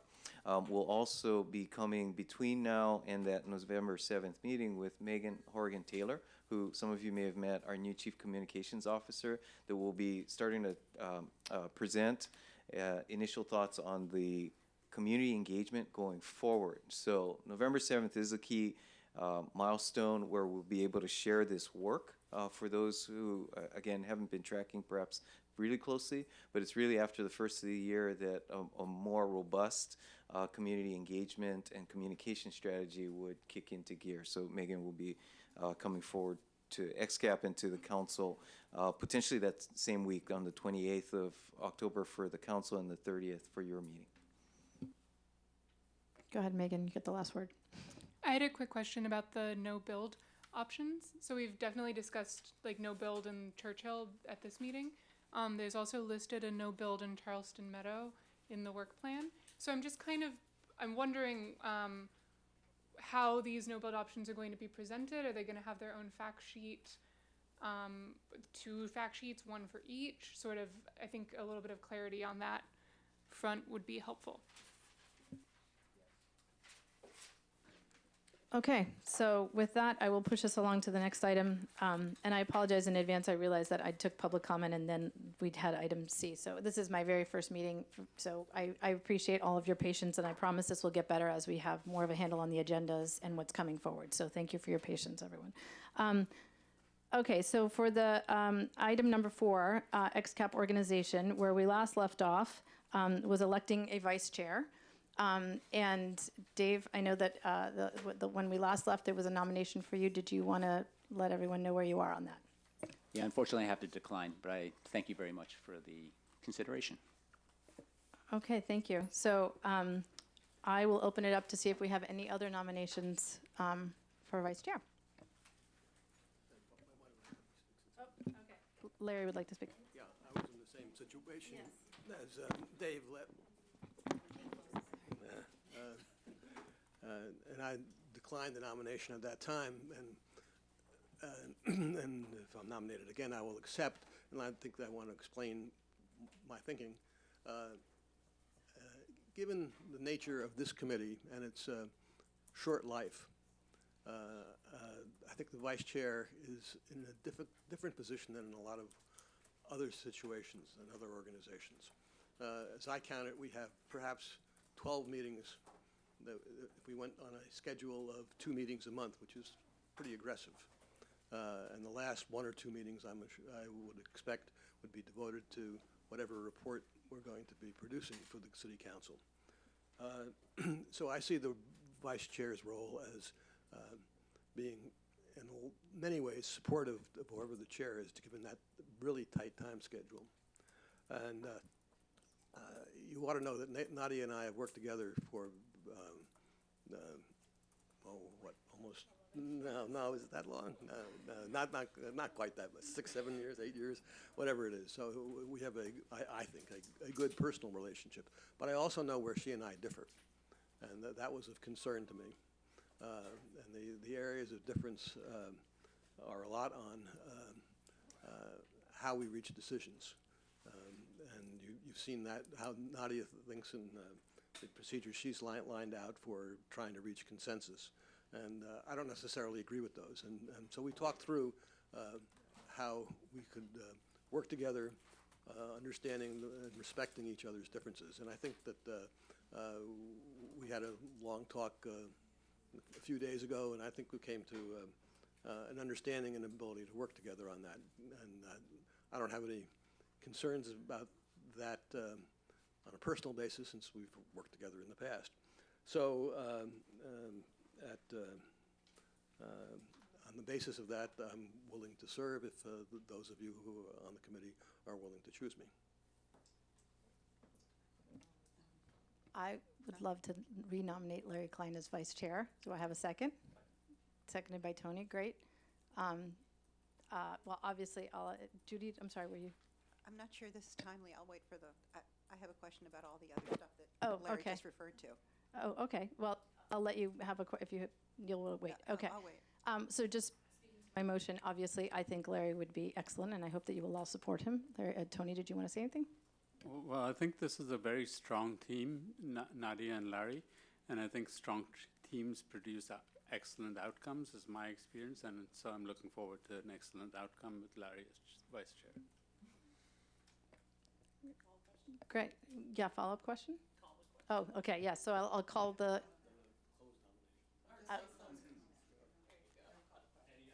You're killing me. Okay. I don't even know Close. what the process is yet, so. Okay, with that, I'm going to call a vote on this nomination. Oh, I have to ask? Thank you. Do I have any other nominations? I apologize. As you can see, I'm learning on the fly, and you're all my witness, so I appreciate your patience. Any other nominations? No, okay, with that, thank you. I will call a vote. Everyone in favor of Larry Klein as our vice chair, say aye. Aye. Anyone dissenting? Nay? Great, with that, it's unanimous. Congratulations, Larry. Any abstentions? I didn't know we could abstain. Nope, seeing none, we're good and it's unanimous. Thank you. Okay, so welcome, Larry, and we'll now move to reviewing the guiding principles. So that's, I think, the part that, Judy, you have a question on. So I just wanted to say, we reviewed the guiding principles last time and we adopted them, but it was kind of flying blind because we weren't able to connect the computer to the monitor so everyone could see the language. So Chantal provided all of us with copies of what we voted on, and I know that Megan and I think Larry had also sent in a couple of corrections. I don't know if they're reflected in the copy that we have. They are not, so I was just going to do everything together to point out there's a couple typos here and there. So if you see those, just let me know. Larry and Megan have pointed out free willing should be freewheeling, etc. So if you catch those, please help me Chantal, out. Your last meeting was last Thursday, so thanks. Can we put your computer on the monitor so everyone can see as we edit things? Or how can we do that so that we're more efficient as we move forward? Okay. Yeah. In the meantime, Judy, go ahead. You have a question. Yeah, so I was out of town for the last meeting, so I missed all of this. And can you just quickly say, where did this come from? Whose idea was it? Where is this material from? How did this happen? And what is the goal? And how did it get developed, all of this? Sure. So Molly came to speak to us, the city attorney came to speak to us to explain the Brown Act rules. And so they, Chantal and Molly, I guess, drafted a draft bylaws, which is the copy that you should have from last week. And then as a group, that's guiding principles, but yeah, sorry, guiding principles is what it says. And then as a result of some discussion, we modified a few things. And then I had also brought forth something that was sort of trying to capture the spirit of consensus and the spirit of community that I didn't think was captured in the legalese that we were presented with. So there's an addendum attachment that's an amendment to this, which is kind of just ground rules of sort of general behavioral stuff, which you should have in your packet. Yeah, it's called Appendix A, Meeting Norms and Expected Culture and Conduct. And so it says members agree to act in a reasonable, respectful, and courteous manner. They will assist the chair, vice chair in discouraging disruptive behavior, prepare in advance, treat people nicely.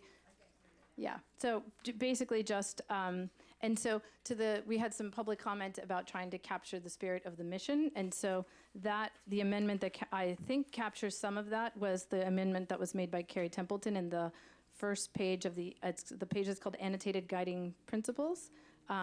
You'll see there's in green, it has 4 bullet points. It starts with strive towards a shared stakeholder vision.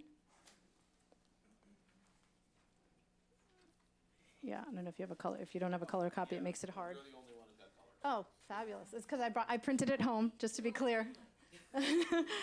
Mine is a home print. It wasn't like a special chair thing. Yeah, so it's under adoption and purpose, the 4 bullet points that so it says strive toward a shared stakeholder vision to provide for a basis for consensus. And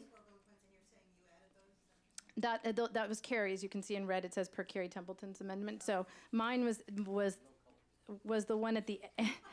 It's in brackets underneath the 4 bullets. Mine was the Appendix A that was voted on by the group. So what you have is the copy that we agreed to at the last meeting, and then we're reviewing it today for any typos. And then I would like to open up the discussion of, I think the main thing that's missing from this is we didn't really talk about how we're going to vote for things and how to achieve unanimity. Like, is unanimity that we all absolutely vote exactly the same way? And if we come up against a moment where there's some dissension, kind of what are we doing? And how do we handle that going forward? And then maybe there's a difference in whether we don't have unanimity on something that is just a general concept for the group or something that may have to go to council in the interim, and it might be treated differently than if we don't have unanimity on the final report. and whether we'll be able to allow for a dissenting report or not. So one of the things that I wanted to do was kind of open that up for discussion and see if anybody had any thoughts on that. And that's what the other two attachments that you have that's about consensus building, it's sort of that idea of trying to understand what to do. Okay, and Phil is leaving us, thank you. Does that help? One more yes, great, thank you. One more question. This is all about how we treat each other. Is there anything about treating the public? Good question. And the reason Let's- I ask you that, there's one reference that I found, something about keep constituents informed of the outcome of all meetings in a timely manner.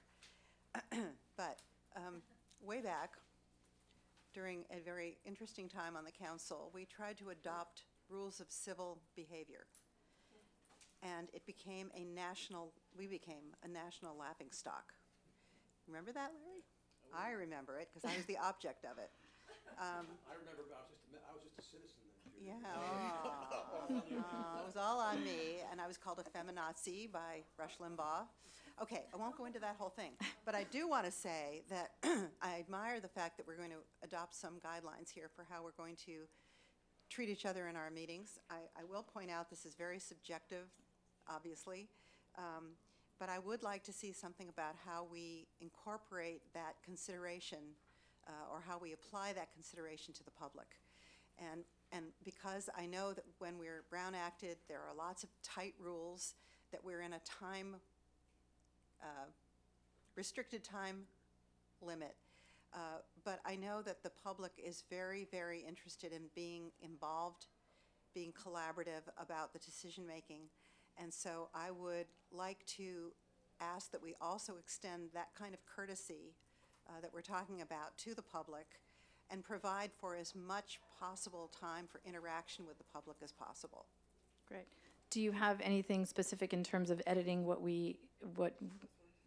just well, I guess, we'll need something, if you can make it some kind of motion with some specific language, that would be really helpful, because I get your gist, and that was, we ran out of time even in discussing the guiding principles last time, so, and of course, we're gonna run out of time again in this meeting unless people can stay a bit later, so I recognize that this is tough, but I'm open to hearing any suggestions, obviously, if anybody has any. Carrie?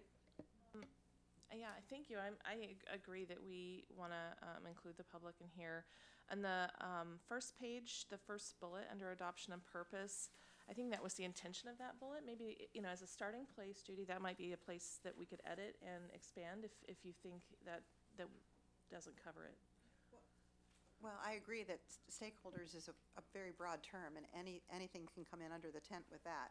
I was more interested, actually, and I agree with that. I'm glad to hear you say it, but I was more interested in the last page, whatever that's called. Appendix A.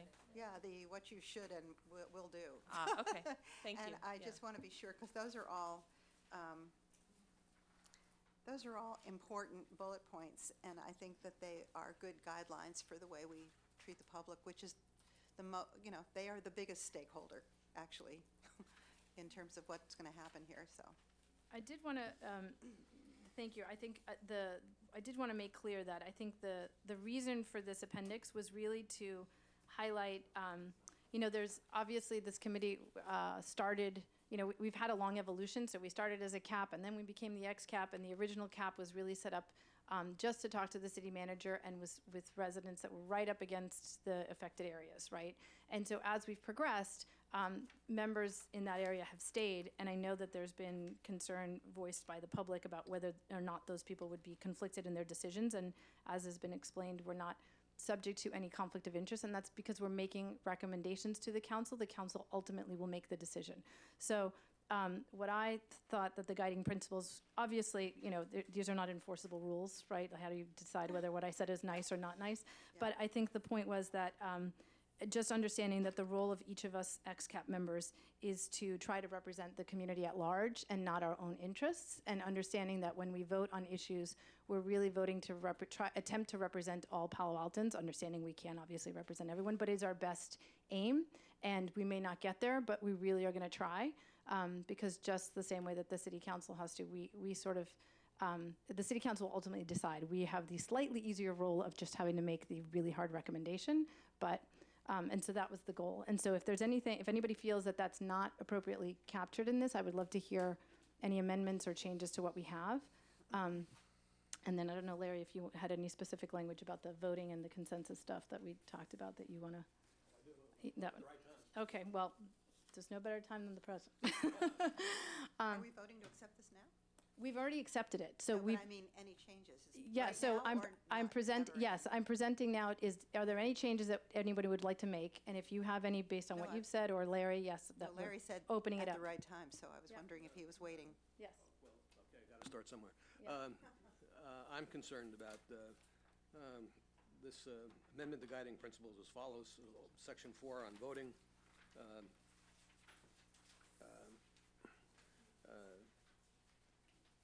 And I can go either of two ways. I'm most concerned about our final vote, which is under Section 5. The last paragraph under Section 5 really does not give us a procedure as to what vote would be required. And I think that the second sentence, if a unanimous recommendation cannot be achieved, that leads into how are we going to adopt that vote? And it refers us to sections 4A to C. Oh, you know what? Nobody has seen this. I don't know what This is. Oh, I thought everybody had this. No, no, no, no. No, that was just yours and mine. Oh, okay. Yeah. Well, then we don't have any. Let's send it to Chantal now. I can send it to her electronically. No, I don't. I think it's an important enough issue that that people should have the right to consider it. Yeah, and more than in 5 minutes here. Yeah. Well, it's up to the rest of you. So. No, that's not it. Yeah, no, that's what you guys. The general. I'm gonna send it to Chantal now. So the general concept is Larry and I tried to think about how you would think about consensus voting, and I don't know if anybody else has had time. Sure, I'll send it to Philip. I would suggest we put it over to the next meeting so that people can see it. Okay, I'm fine with that. We're not going to make final votes next week. Yeah. In 2 weeks. 2 weeks. We are obviously very eager to meet again. Weekly meetings do not allow a lot of turnaround time. Okay, so in order to be able to discuss consensus appropriately, I will send the ideas to Chantal so that you guys will have it before the meeting that we have in 2 weeks. But if there's anybody who thought about consensus and has anything that they want to talk about now or wants to discuss that, I'm happy to hear anything that my members have to say or colleagues have to say. I have a question and a comment. Comment for, since this is coming back at the next meeting, I really like the idea of having language about the public, and that means that Judy Kleinberg does not have to wordsmith off the top of her head, but can contribute something that we can look at the next time too. And then with regard to the consensus or modified voting, or whatever it is that we're calling it, is that content in here somewhere, and if so, where? Because I am confused. It's not at all. So Oh, what I was envisioning is for discussion is under section, so under annotated guiding principles and section, under annotated procedural rules, we have something that's called motions, debate, and voting. Got it, okay. And so we have up to 3, which covers like the procedure and the motions, but we don't actually discuss the voting. And so the idea would be to have a section that would be added that would explain how votes will be taken and define what consensus is and isn't. And then maybe have a second section that would talk about the final recommendations report, if that is to be the format that we all agree it will be what we turn into council, and then what we want that to look at. And the concept. So there will be stuff that will be written down that we can look at before the next meeting in order to think about it. Yes, because this is what I did in the last 24 hours, because. I think we can move. Okay, great, awesome. Yeah, go ahead, Judy. I'm sorry, because I wasn't here last week, but 2 weeks, let's get that right. No, You got me. actually It was last week? Oh, my God. All right, okay. Is the idea of the consensus vote that there not be any dissenting opinion? I think that's exactly what's up for discussion. that's up for discussion. Right, Okay. so the idea would be, next meeting, hopefully, we'll have some draft language that you guys can throw darts at, and then that would exactly be the discussion. So how are you able to hold up things or not hold up things, or what are we trying to do as a group? And that's why in my mind, and I don't know if anyone has anything different, but there's sort of like three types of decisions that we'll have. There's sort of the procedural stuff of, do we all agree that we want to change the title of this to something else? There's sort of the decisions that we might have as a group of what we're going to say to city council at check-ins, or questions we might ask them if we have to agree on a group that we're going to ask city council for something. And then finally, the format of the very last report, if that's what our final recommendation is going to be, and what form that will take, whether it has to be unanimous, or whether if there are dissenters, they have to write their own report, or kind of thinking through what we want to do. And the goal is ultimately to think about all of this before we've gotten anywhere near all of that stuff, so that as we're approaching the deadline, we sort of understand. And more importantly, at least for me, the idea, the council has tasked us with consensus. So understanding that if we're moving along and we're really stuck on something where we're in a very split vote, then it probably means that we've got to really reevaluate where we are, because something's not working or the alternative isn't right for whatever the concerns are for the group and ultimately, I guess, the community. So, yes, Megan and then Adina. I was wondering, Greg's amendment actually does speak to that a little bit, to the, that procedure will be followed by this body's formal recommendations to council, including but not limited to the final recommendations to council. Is the idea that that language would be replaced? Yeah, I think we just want to be super crystal clear about, what happens when we hit a roadblock, or, what's going on, so that there's no questions as we get to the end. Because I think it's dangerous otherwise as we really start to disagree, to not have that process laid out. Okay, thank you. My final question was, for those line edits, do they need to be voted on, or Chantal can just fix them? Yeah, thank you. Should be clarified. Anybody else? Yes, Adina. so as food for thought, as you work on this stuff to bring back, you probably already have material on consensus process suggesting the potentially material and important distinction between something that is so important that they would say that they want to block consensus and they will throw their body in front of the train, versus probably shouldn't say that even metaphorically in this discussion. Apologize. So versus something that somebody really doesn't like or care for, but is not going to stop the group. So for example, if this group decided that in addition to picking an alternative, people really wanted the structures to be painted green. And I think that is a silly idea, but I wouldn't want to refrain from making the overall recommendation to council, even though I don't want to recommend a green color. So is that distinction is in what you're working on? So I will do it my best, and then this is what we're discussing next time. So start thinking. Okay. Judy, did you have something else? Okay. All right, so next then, I don't have my agenda in front of me. The next item is the approval of the XCAP meeting schedule. So Chantal, you had some work around that? Yes, but I didn't actually do any, so. Reminder, the last meeting was last Thursday, and Monday was a holiday. But nonetheless, if you guys wanted to take a moment and do any of that today, otherwise I can do it offline, which was the assignment last time, to follow up and try to get a general sense of where you guys want to meet. We do have a meeting on the calendar right now for October 30th, so this will be looking at meetings subsequent to that. So there is time to do it offline after today's meeting if that's preferred. I think offline will save us time, because I do want to get to public comment and then the final kind of freewheeling discussion. But I did want to ask if maybe just by a show of hands, just to get a sense, at the last meeting we discussed trying to start later, instead of doing 4 to 6, maybe doing 5 to 7. And but of course, if you've got family or kids and stuff, that becomes difficult. And so wanted to hear if anybody has comments on whether 5 to 7 is a problem. And also, Larry had mentioned the possibility of having 2 meetings a month. Would love to hear what people think in terms of, will that get us to a decision? I'll also throw out there that a way to potentially move things forward a little bit faster as we go is thinking about, as we come up against roadblocks, potentially having some subcommittees maybe work on some stuff and come back. And so we'll use those hopefully sparingly so that the whole group is always sort of in the same place.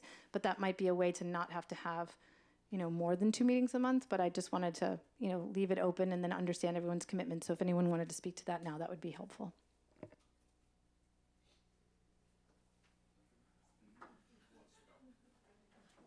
I'm the one who suggested later. I still would love later, although there's more traffic later, but yeah.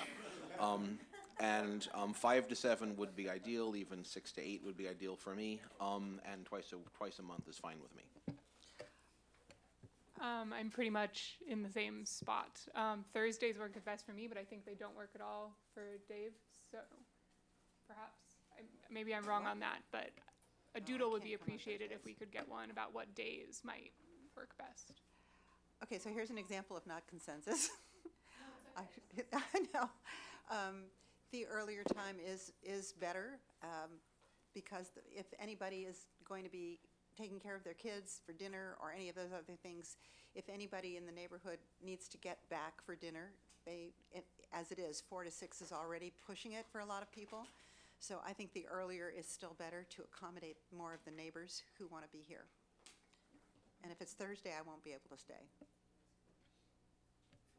Could we balance and have some that are earlier and some that are later on? I think we're going to have to send it to the doodle poll and then figure out then as a group what we want to do, because partly also, and before the city manager leaves and while he's eating a cookie, we can find out if members drop off, then we have to talk about how to get folks back on.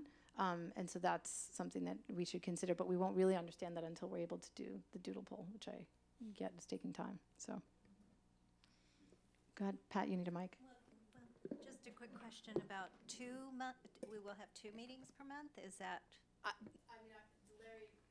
Larry proposed that as an idea because if the idea is to get to a decision to April 30th, that gives us about 12 meetings to do it. And I want you to imagine that we've chewed up all of today with like 2 or 3 real main things, and we haven't even had a chance ever as a group to get into the meaty discussions of like, what do we think of the alternatives and do we want to talk about new alternatives? So it will get hard because there's also sort of a technical agenda, and that'll be part of what we have to balance. So I would hope we would keep it to the same time, the same day, a sequential, so that at least the public and the business community pretty much knows, and we do too, pretty much knows when we're meeting.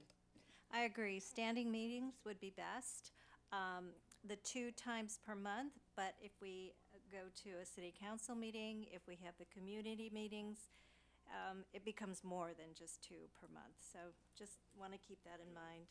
And so one thing that we'll have to clarify is for the city council meetings do we want just me to go and give an update with the understanding that we'll agree as a group of what that is, or do all of you need to attend each meeting? And the same with the community meeting. I think certainly the upcoming community meeting is not as, we have participated, but it's not necessarily a reflection of any of our real discussions because we haven't had them yet. And so I don't think it's expected that you all have to attend. At least I didn't hear that.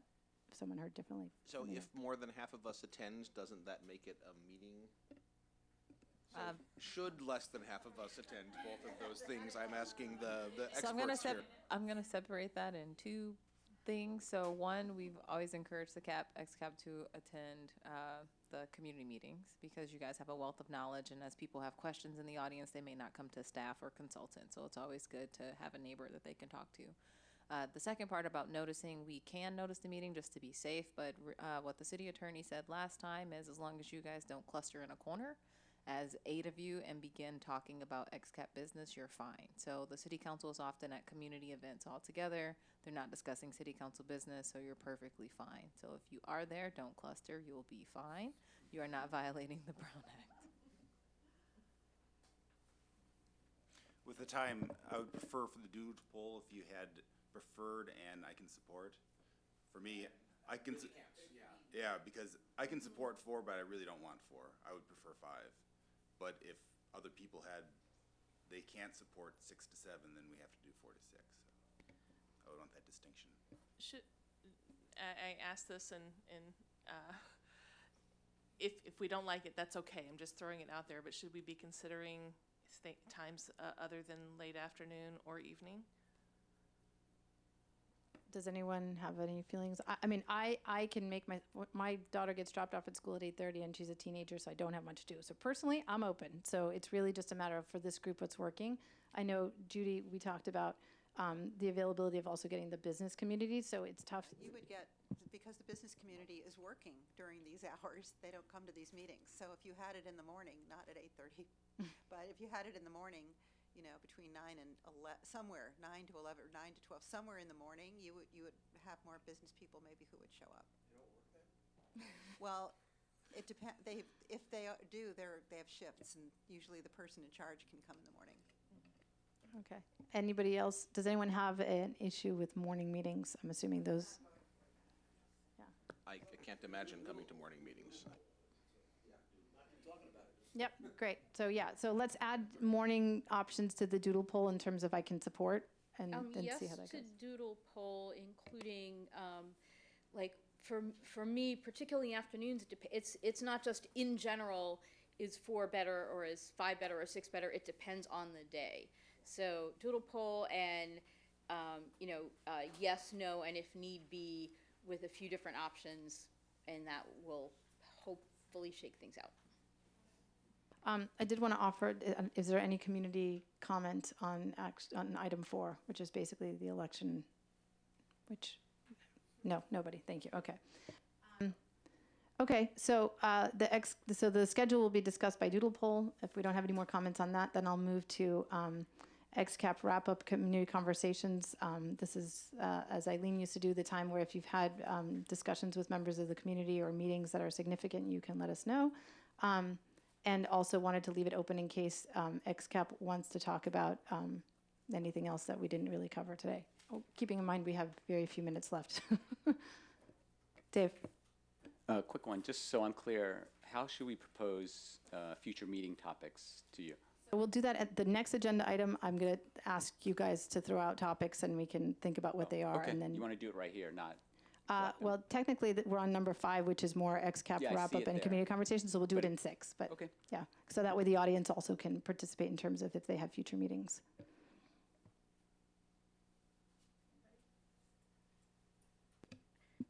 Yeah, so this was a community conversation in a neighboring community, but I suspect reflects, actually, it also reflects something that's been in the paper. So it's relevant here also, which is a report in the paper that said that Caltrain has a grade separation study that is in the works.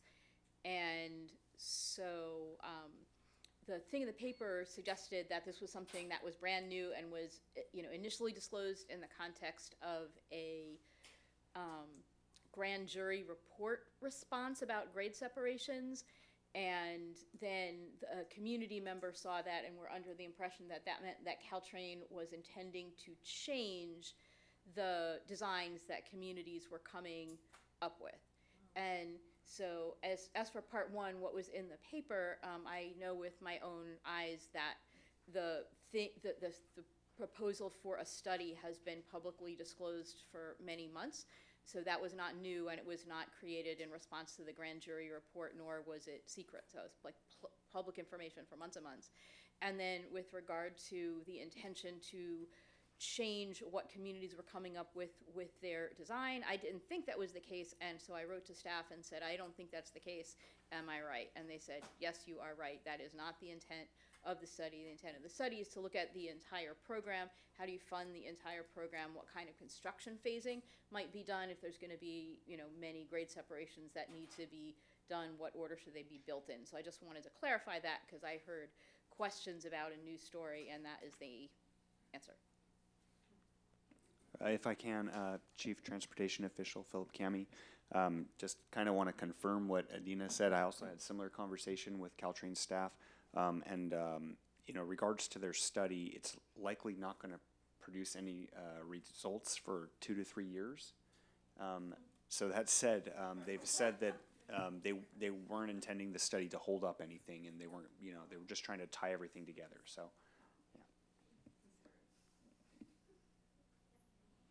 I think as you heard from members of the public, there was some comments about more numerical data about Embarcadero. I know that as the technical team mentioned, that the level of service was mentioned, but I'm not sure that a member of the public really knows what the level of service means, whereas these like queues data that we got today about how many light cycles is like very understandable to someone that's driving on those roads. So I think moving forward, something more like that and less like this is a D, this is an E would be helpful to people in the Embarcadero intersection.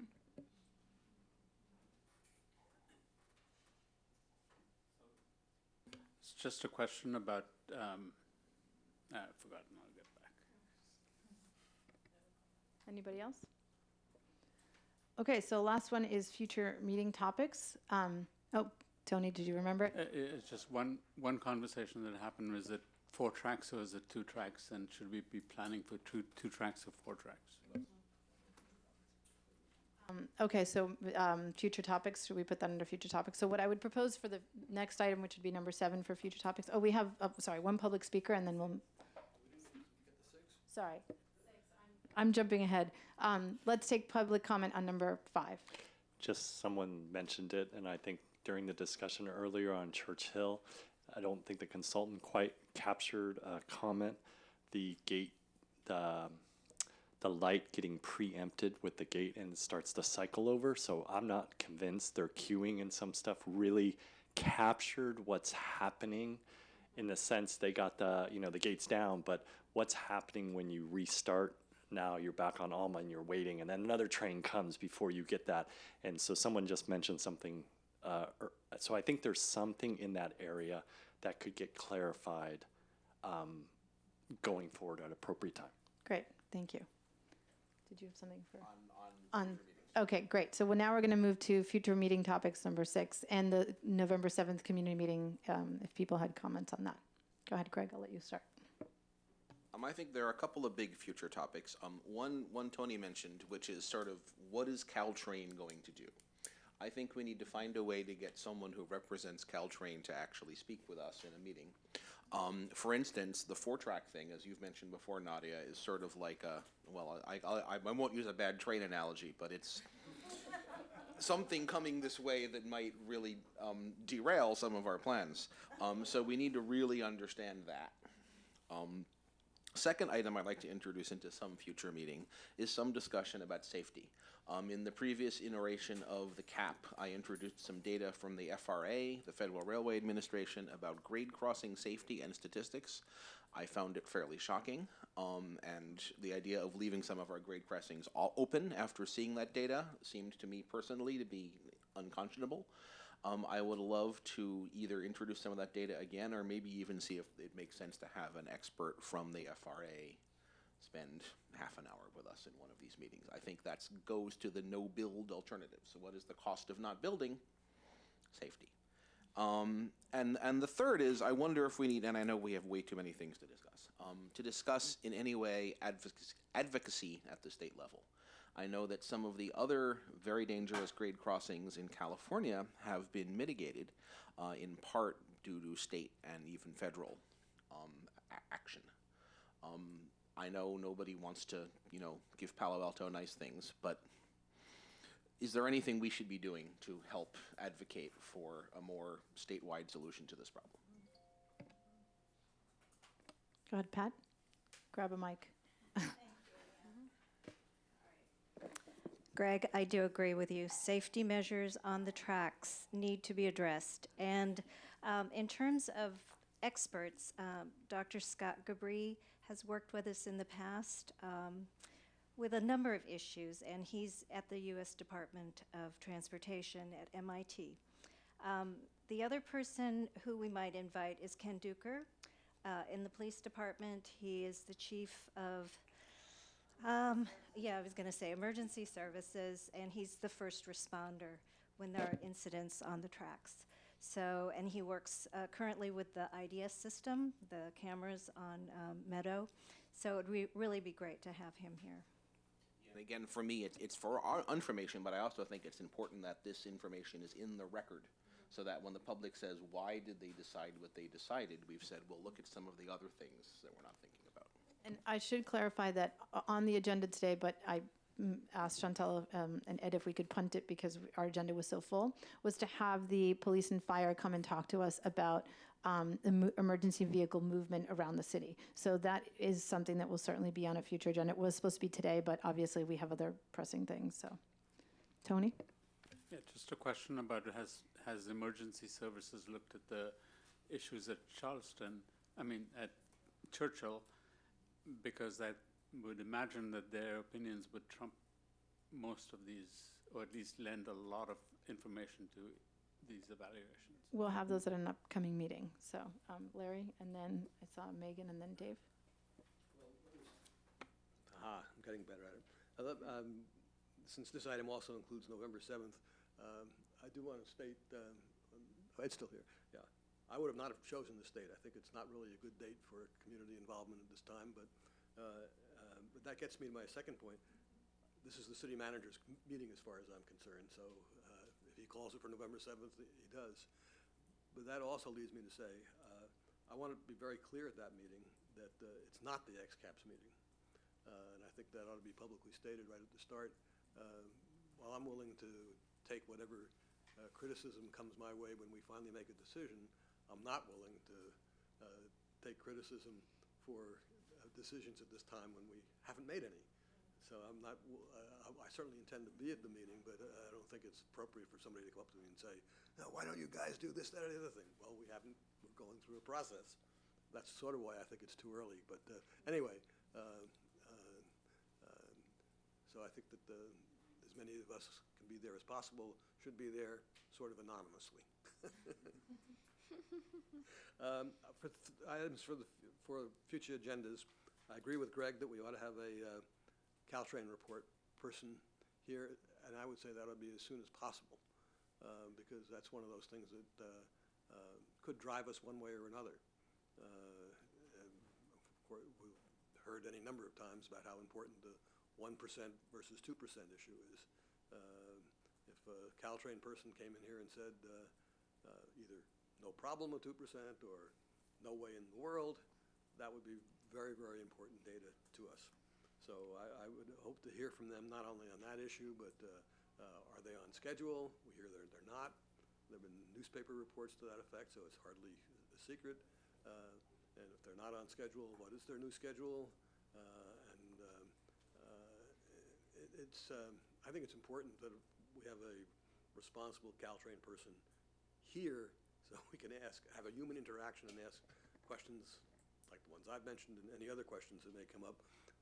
Clearly, Caltrain is a big, big player in this. We keep talking about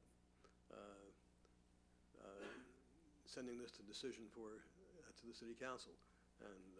But we all know that ultimately the decision has to be made by Caltrain, that our council does not make the final decision, really. So I see that really important. And it's not the same thing as having a Caltrain observer here. I want somebody who's high enough up can make a presentation to us and field questions and give us honest answers. So that's my number one. Two, hearing the public question the number of bike crossings at Churchill. I would suggest we hear from the PTA's Bike Safety Committee. They have, as I recall, lots of good data as to how many kids ride their bikes to this school or that school. And I presume at Palo they'll also tell us not just how many, maybe you have this, I don't know, that it's not just how many get to school by bike, but we have several entrances to Palo. And so how many are from Churchill, how many are from the El Camino side, how many from the Embarcadero side, et cetera, et cetera. I'd like to hear from them.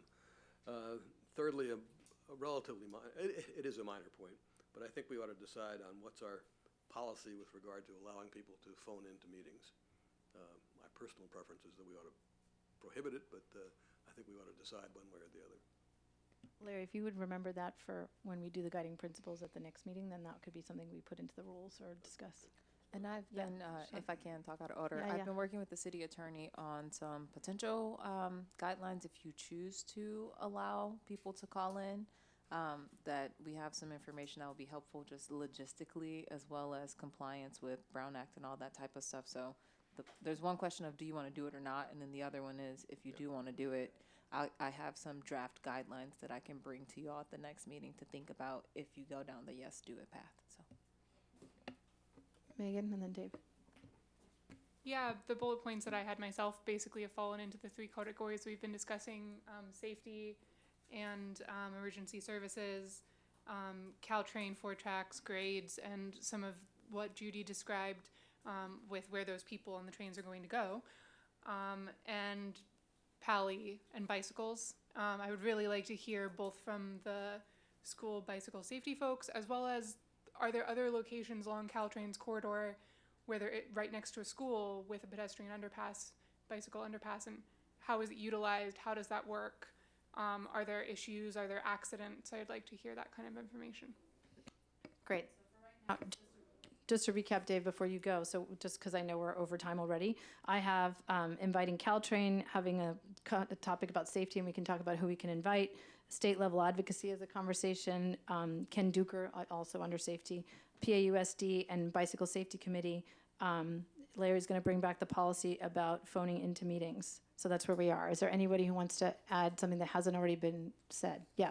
So Dave, and then, sorry, I saw Carrie, and then Adina, and then Keith. Could we spend some time to take a higher level look at the time that we're spending between now and April? I don't really have a good picture on how the topics are flowing and what are potential decision points that we're going to make. Like right now, everybody's throwing out some important stuff, but it also feels very hodgepodge and kind of random. So I'd love to see a larger kind of overall structure to our process between now and April that we can kind of start fitting some of these things into. Ed, could you maybe speak to the work plan and when we're going to get that? Well, actually, I was just marveling at, this is a great conversation and exactly the one that XCAP should have, and how the variety of issues and, ultimately universe of issues should be prioritized and how that fits into your decision making. So I really don't have a whole lot to add to the work plan other than, again, overall, council had set this April timeline for a recommendation. And, I think your conversations are what help inform that. If I may, Dave, in section 6.1 of the guiding principles, we passed this language. The staff, excuse me, in conjunction with the chairperson shall develop a work plan for XCAP covering items to be considered by XCAP and the time expected for such consideration. XPAC shall consider such work plan and make such additions or deletions as it deems appropriate. So, in other words, I think an answer to your question is it's in the works. And I can point out on the back of the agenda today too, we wanted to, we provided just sort of a sense of where the technical information is for the existing alternatives. So that's also a basis for your work plan as well. Okay. I'm sorry to jump ahead, but I did have a pressing question. So if the XCAP, maybe we could take a quick vote. If the XCAP feels like the community meeting is something that is obviously happening because it's been planned not by us, we, I guess, have the option to not necessarily have to spend the next meeting giving super detailed feedback with the understanding that some of these worksheets may change. I mean, certainly we can send stuff in writing, but it would free up time at our next meeting to be able to have some of these meatier discussions about what other things we want to be talking about and what is the work plan going forward. And I would love to hear how you guys feel about that. So for the next meeting, what's carried over is to be able to for all the XCAP members to give detailed feedback on these sheets. And those sheets are going to be used at the community meeting on November 7th, which, as Larry described, is sort of a party that's being held, but not necessarily our party. So do we really want to spend a whole bunch of time at our next meeting discussing sheets of stuff that isn't even necessarily the XCAP's ideas, suggestions, criteria, all of those things? Or would we rather spend the time talking about what's the kind of work plan we want to see for the next 11 meetings after that to get us to an answer?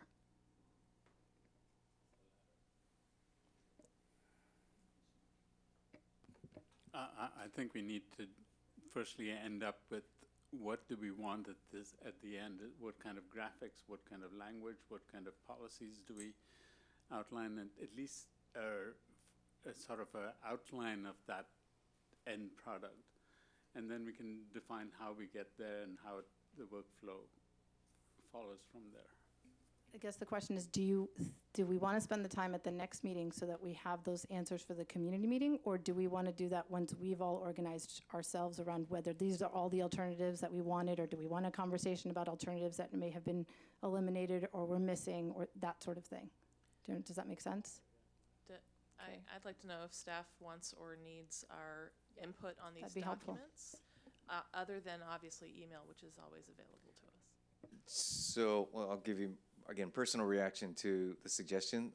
You can spend your time where you want to. I quite frankly would consider it a tragedy if you don't give us substantive input on the fact sheets, because this represents, while you may not own the meeting or even the fact sheets, the facts really do matter. And you've had substantive input into the information that is presented on these sheets. So again, that can be done individually, which is fine. If you don't want to spend your collective time or your together time on that feedback, I do suspect there may be differences of perspective on what information should be on the sheets, though. So I think maybe carving out at least a little bit of time at your next meeting to give us that feedback will be important.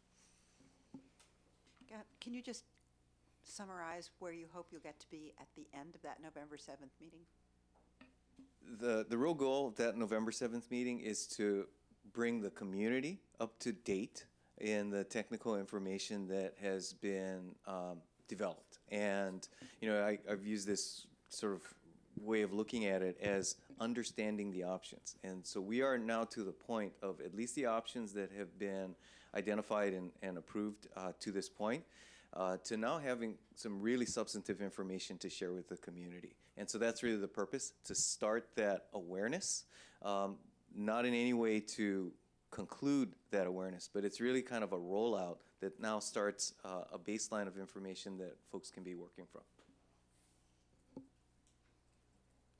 Adina, and then I think it was Carrie, right, and then Keith. All right, so back on the topics, I agree with bringing Caltrain in, and I suspect that there's more than one meeting, because some of the things are like classic perennial things like design standards and design exceptions.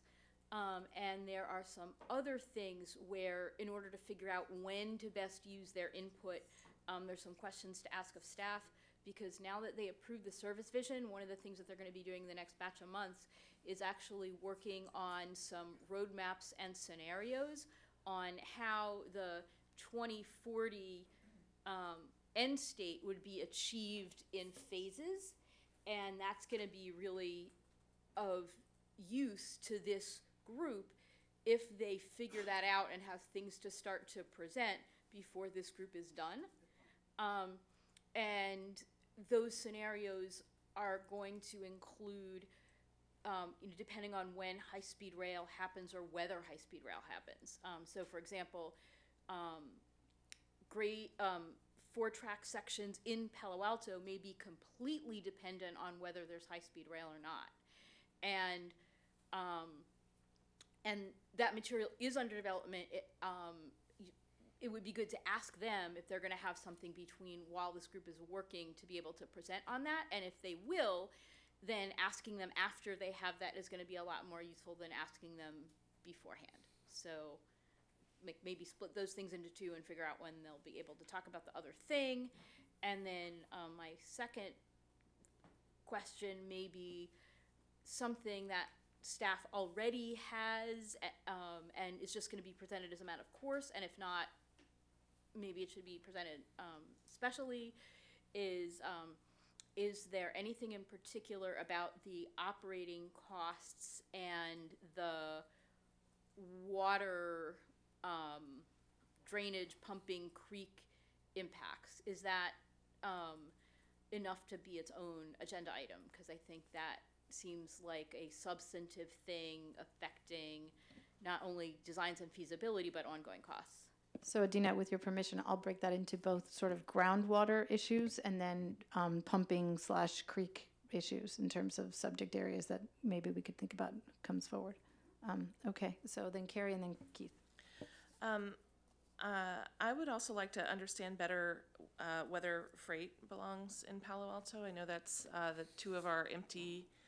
Wanted to make sure to get this in before you leave because I want to hear about it. But you know, the with and without freight, I don't understand the full impacts of that, and it sounds like we're going to be required to weigh that. So it would be wonderful to be able to hear the business impacts and other concerns about having freight through Palo Alto. Well, I assume we don't get to And- decide whether freight trains run, sorry. Yeah, yeah. There's freight. Where? Well, why does it say South Palo Alto Tunnel without freight?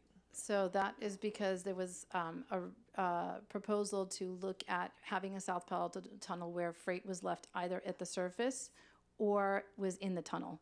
And I will note, I've sent I in. thought I had also heard about potential buyout. As well. That's a regional conversation, not necessarily something that's happening Out of our purview. Got it. out of our purview. Okay. Yeah, go ahead. And the other thing was, I just want to make sure that that I understand there was a premise mentioned of no change to Alma. Is that something that we want to discuss or not discuss? Where or has does that the already happened? premise? That was something that the Right, we were talking staff about the mentioned. traffic analysis and the potential increase in traffic congestion based upon any of the scenarios. And as I was describing, the baseline assumption is that, 4 lanes on Alma, to the extent that that exists today, that would be continued in the future condition. Again, that's not to suggest no impact, but that's the baseline that all of the alternatives have been developed under. Well, those were two topics that interested me, was understanding better about the freight situation and the premise about how Alma would be handled. Thank you. So Keith? Yeah, the freight was also an interest of mine. Is that, is there any possibility that it would be bought out? I know it's not our decision, but an update or some information would be useful. Right now, we are kind of in this cloud of no information. And also, Caltrain, I mean, big picture, it seems strange that we have very little impact or interaction with Caltrain. You would think that we're doing rail in Palo Alto, we would be talking Caltrain all the time, and we have almost no interaction with them. And it seems bizarre that we have things like the height restrictions and the grade restrictions, and it's been on the table for a couple of years, and we haven't got information. And why is that? It seems, are they ignoring us, or is there some technical issues? I don't know. So dealing with those would be good. But also, when we eventually get to construction, there are options like, can we close down for the weekends, or do we have to have rail service? Can we shut down overnight? Those types of discussions, which are down the road, needs to be talked with Caltrain also. If I can, once again, Philip Cami, Chief Transportation Official. Just want to let you know that we are having ongoing discussions with Caltrain. Actually, there was somebody here from Caltrain tonight, but I think he had to leave early. But that said, we are having ongoing discussions about the exceptions and all these other matters as well. Be nice for us to be at least in the loop. Yeah, I think once we have something worth sharing, we will. Yeah. And this is a question for Ed and maybe Phil. When are we going to be looking at the Embarcadero, whatever we're going to do to it? And when would you be presenting that to the public?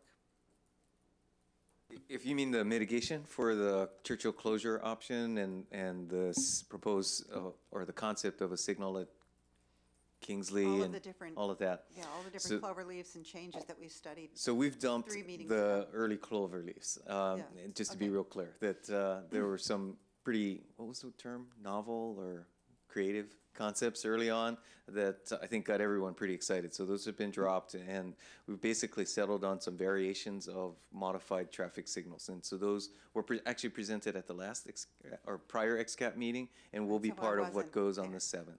Oh, so it will be on the 7th? Yes. And, okay, because I'm particularly interested in that and the impact on town and country and the neighborhoods in that neighborhood. Megan? And absolutely, I think we all are, and you heard from some community members that really wanted to hear more about it. So there is a little bit of info in that fact sheet, but there could definitely be more. Tony? And, Ed, you said some of the older ones have been dropped, and we're now just with one, the High Street intersection, the revision of the High Street 7-lane intersection. So that's the, one version of the mitigation that's being carried on the fact sheet. Again, there could be multiple variations on it, but we're trying to describe a basic concept in a way that also, again, fits in the context of the closure. The option is really the closure of Churchill with this type of mitigation. So yes, that's kind of what the focus of the fact sheet is. And at the same time in the meeting, they'll also be able to talk about what some of the other alternatives are for that mitigation. Great. So I'm going to take public comment, and then I'll come back to XCAP in case there's any remaining things. In the interest of time, since we're already over, I'm going to give you each a minute, if that's okay, to give us your thoughts.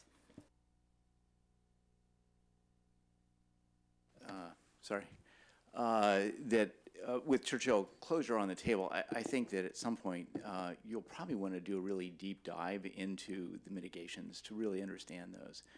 I've been to all of the XCAP meetings, and I haven't heard any quantitative data at all. Understanding if that is closed, where does the traffic go, and then what are the various mitigations, and quantitatively, how do they work? And you can't base it all on peak hour. So what happens on Saturday afternoon, Sunday afternoon on Embarcadero, beside Town and Country, if you close Churchill? I think to be able to be credible to the community, I think you will really want to understand the numbers yourself and be convinced there's risk there. And there are assumptions that are built into the model, wherever that model is. We haven't really seen it here. And what are those assumptions, and are you guys convinced that that's really blue? It's on the sheet as a blue, that, yeah, it can be mitigated, but there are a lot of questions out there from the community about that, and that's it. Something directly related to that. I just want to second that and make the suggestion that, yeah, really putting traffic as a topic for the XCAP. And this might be a comment for the community meeting as well. The presentation of the traffic study at the last community meeting was so fast and so loaded with jargon and assumptions and whatever that it was impossible to really understand, let alone evaluate, or get your head around and think what that would really mean. And it was the second time I'd heard it, and I didn't understand it when I heard it here.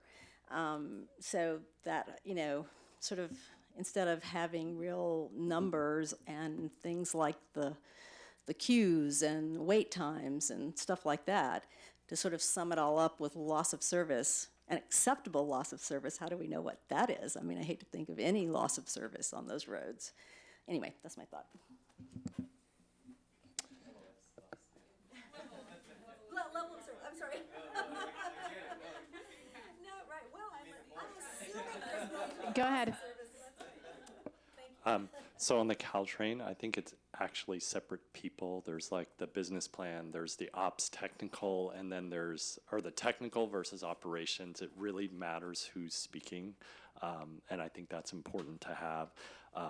And then I think on the freight thing, I think it's not just getting rid of freight on the tracks, it's where does the freight go? Because I hear this in a number of public meetings, get rid of the freight trains. But I followed a gravel train a night or two ago along Alma. I don't want 1,000 trucks on 101 hauling gravel. I mean, so we need to understand the trade-off. It's not just like, get rid of the freight trains. Well, where's the freight go? It's on the roads. Do we really want that? And maybe we do, but let's at least have that full conversation about that, because I don't want to be following gravel trucks and stuff. So anyway, for me, thank you. This is a tough job, and I feel for everyone's here. I really do. I'm glad I'm not on that committee. The group that you're talking about is the City School Traffic Safety Committee. They meet tomorrow at 10 o'clock. Very good group. Rosie Masterhouse is, I guess, chairing that. But I just want to say thank you. And lastly, safety. Someone made mention of it. I certainly appreciate that. So again, thank you so much.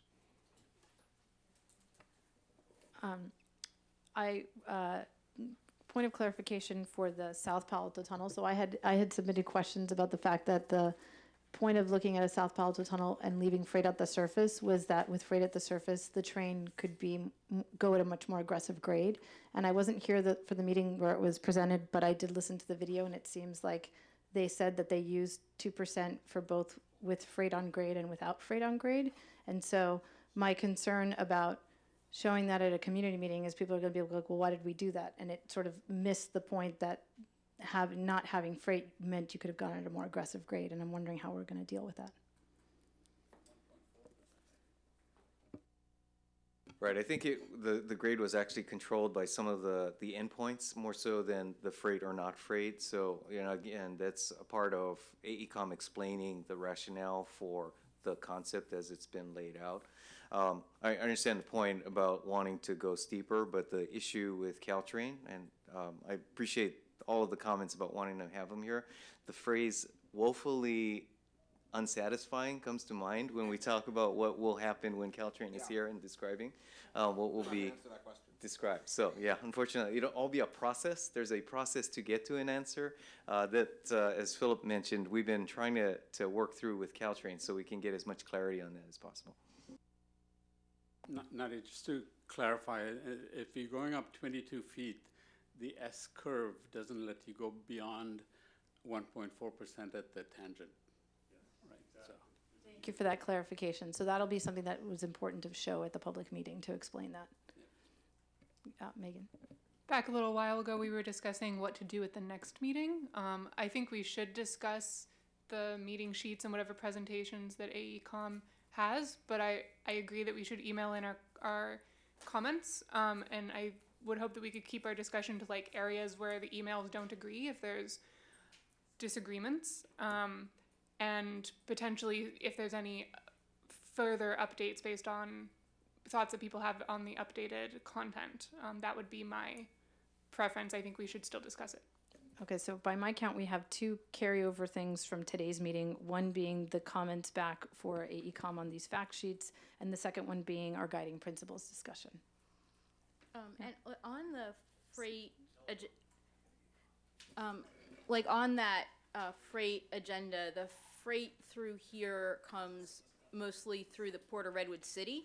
So like for information on that, that should consider a business profile of the Port of Redwood City, what its business is.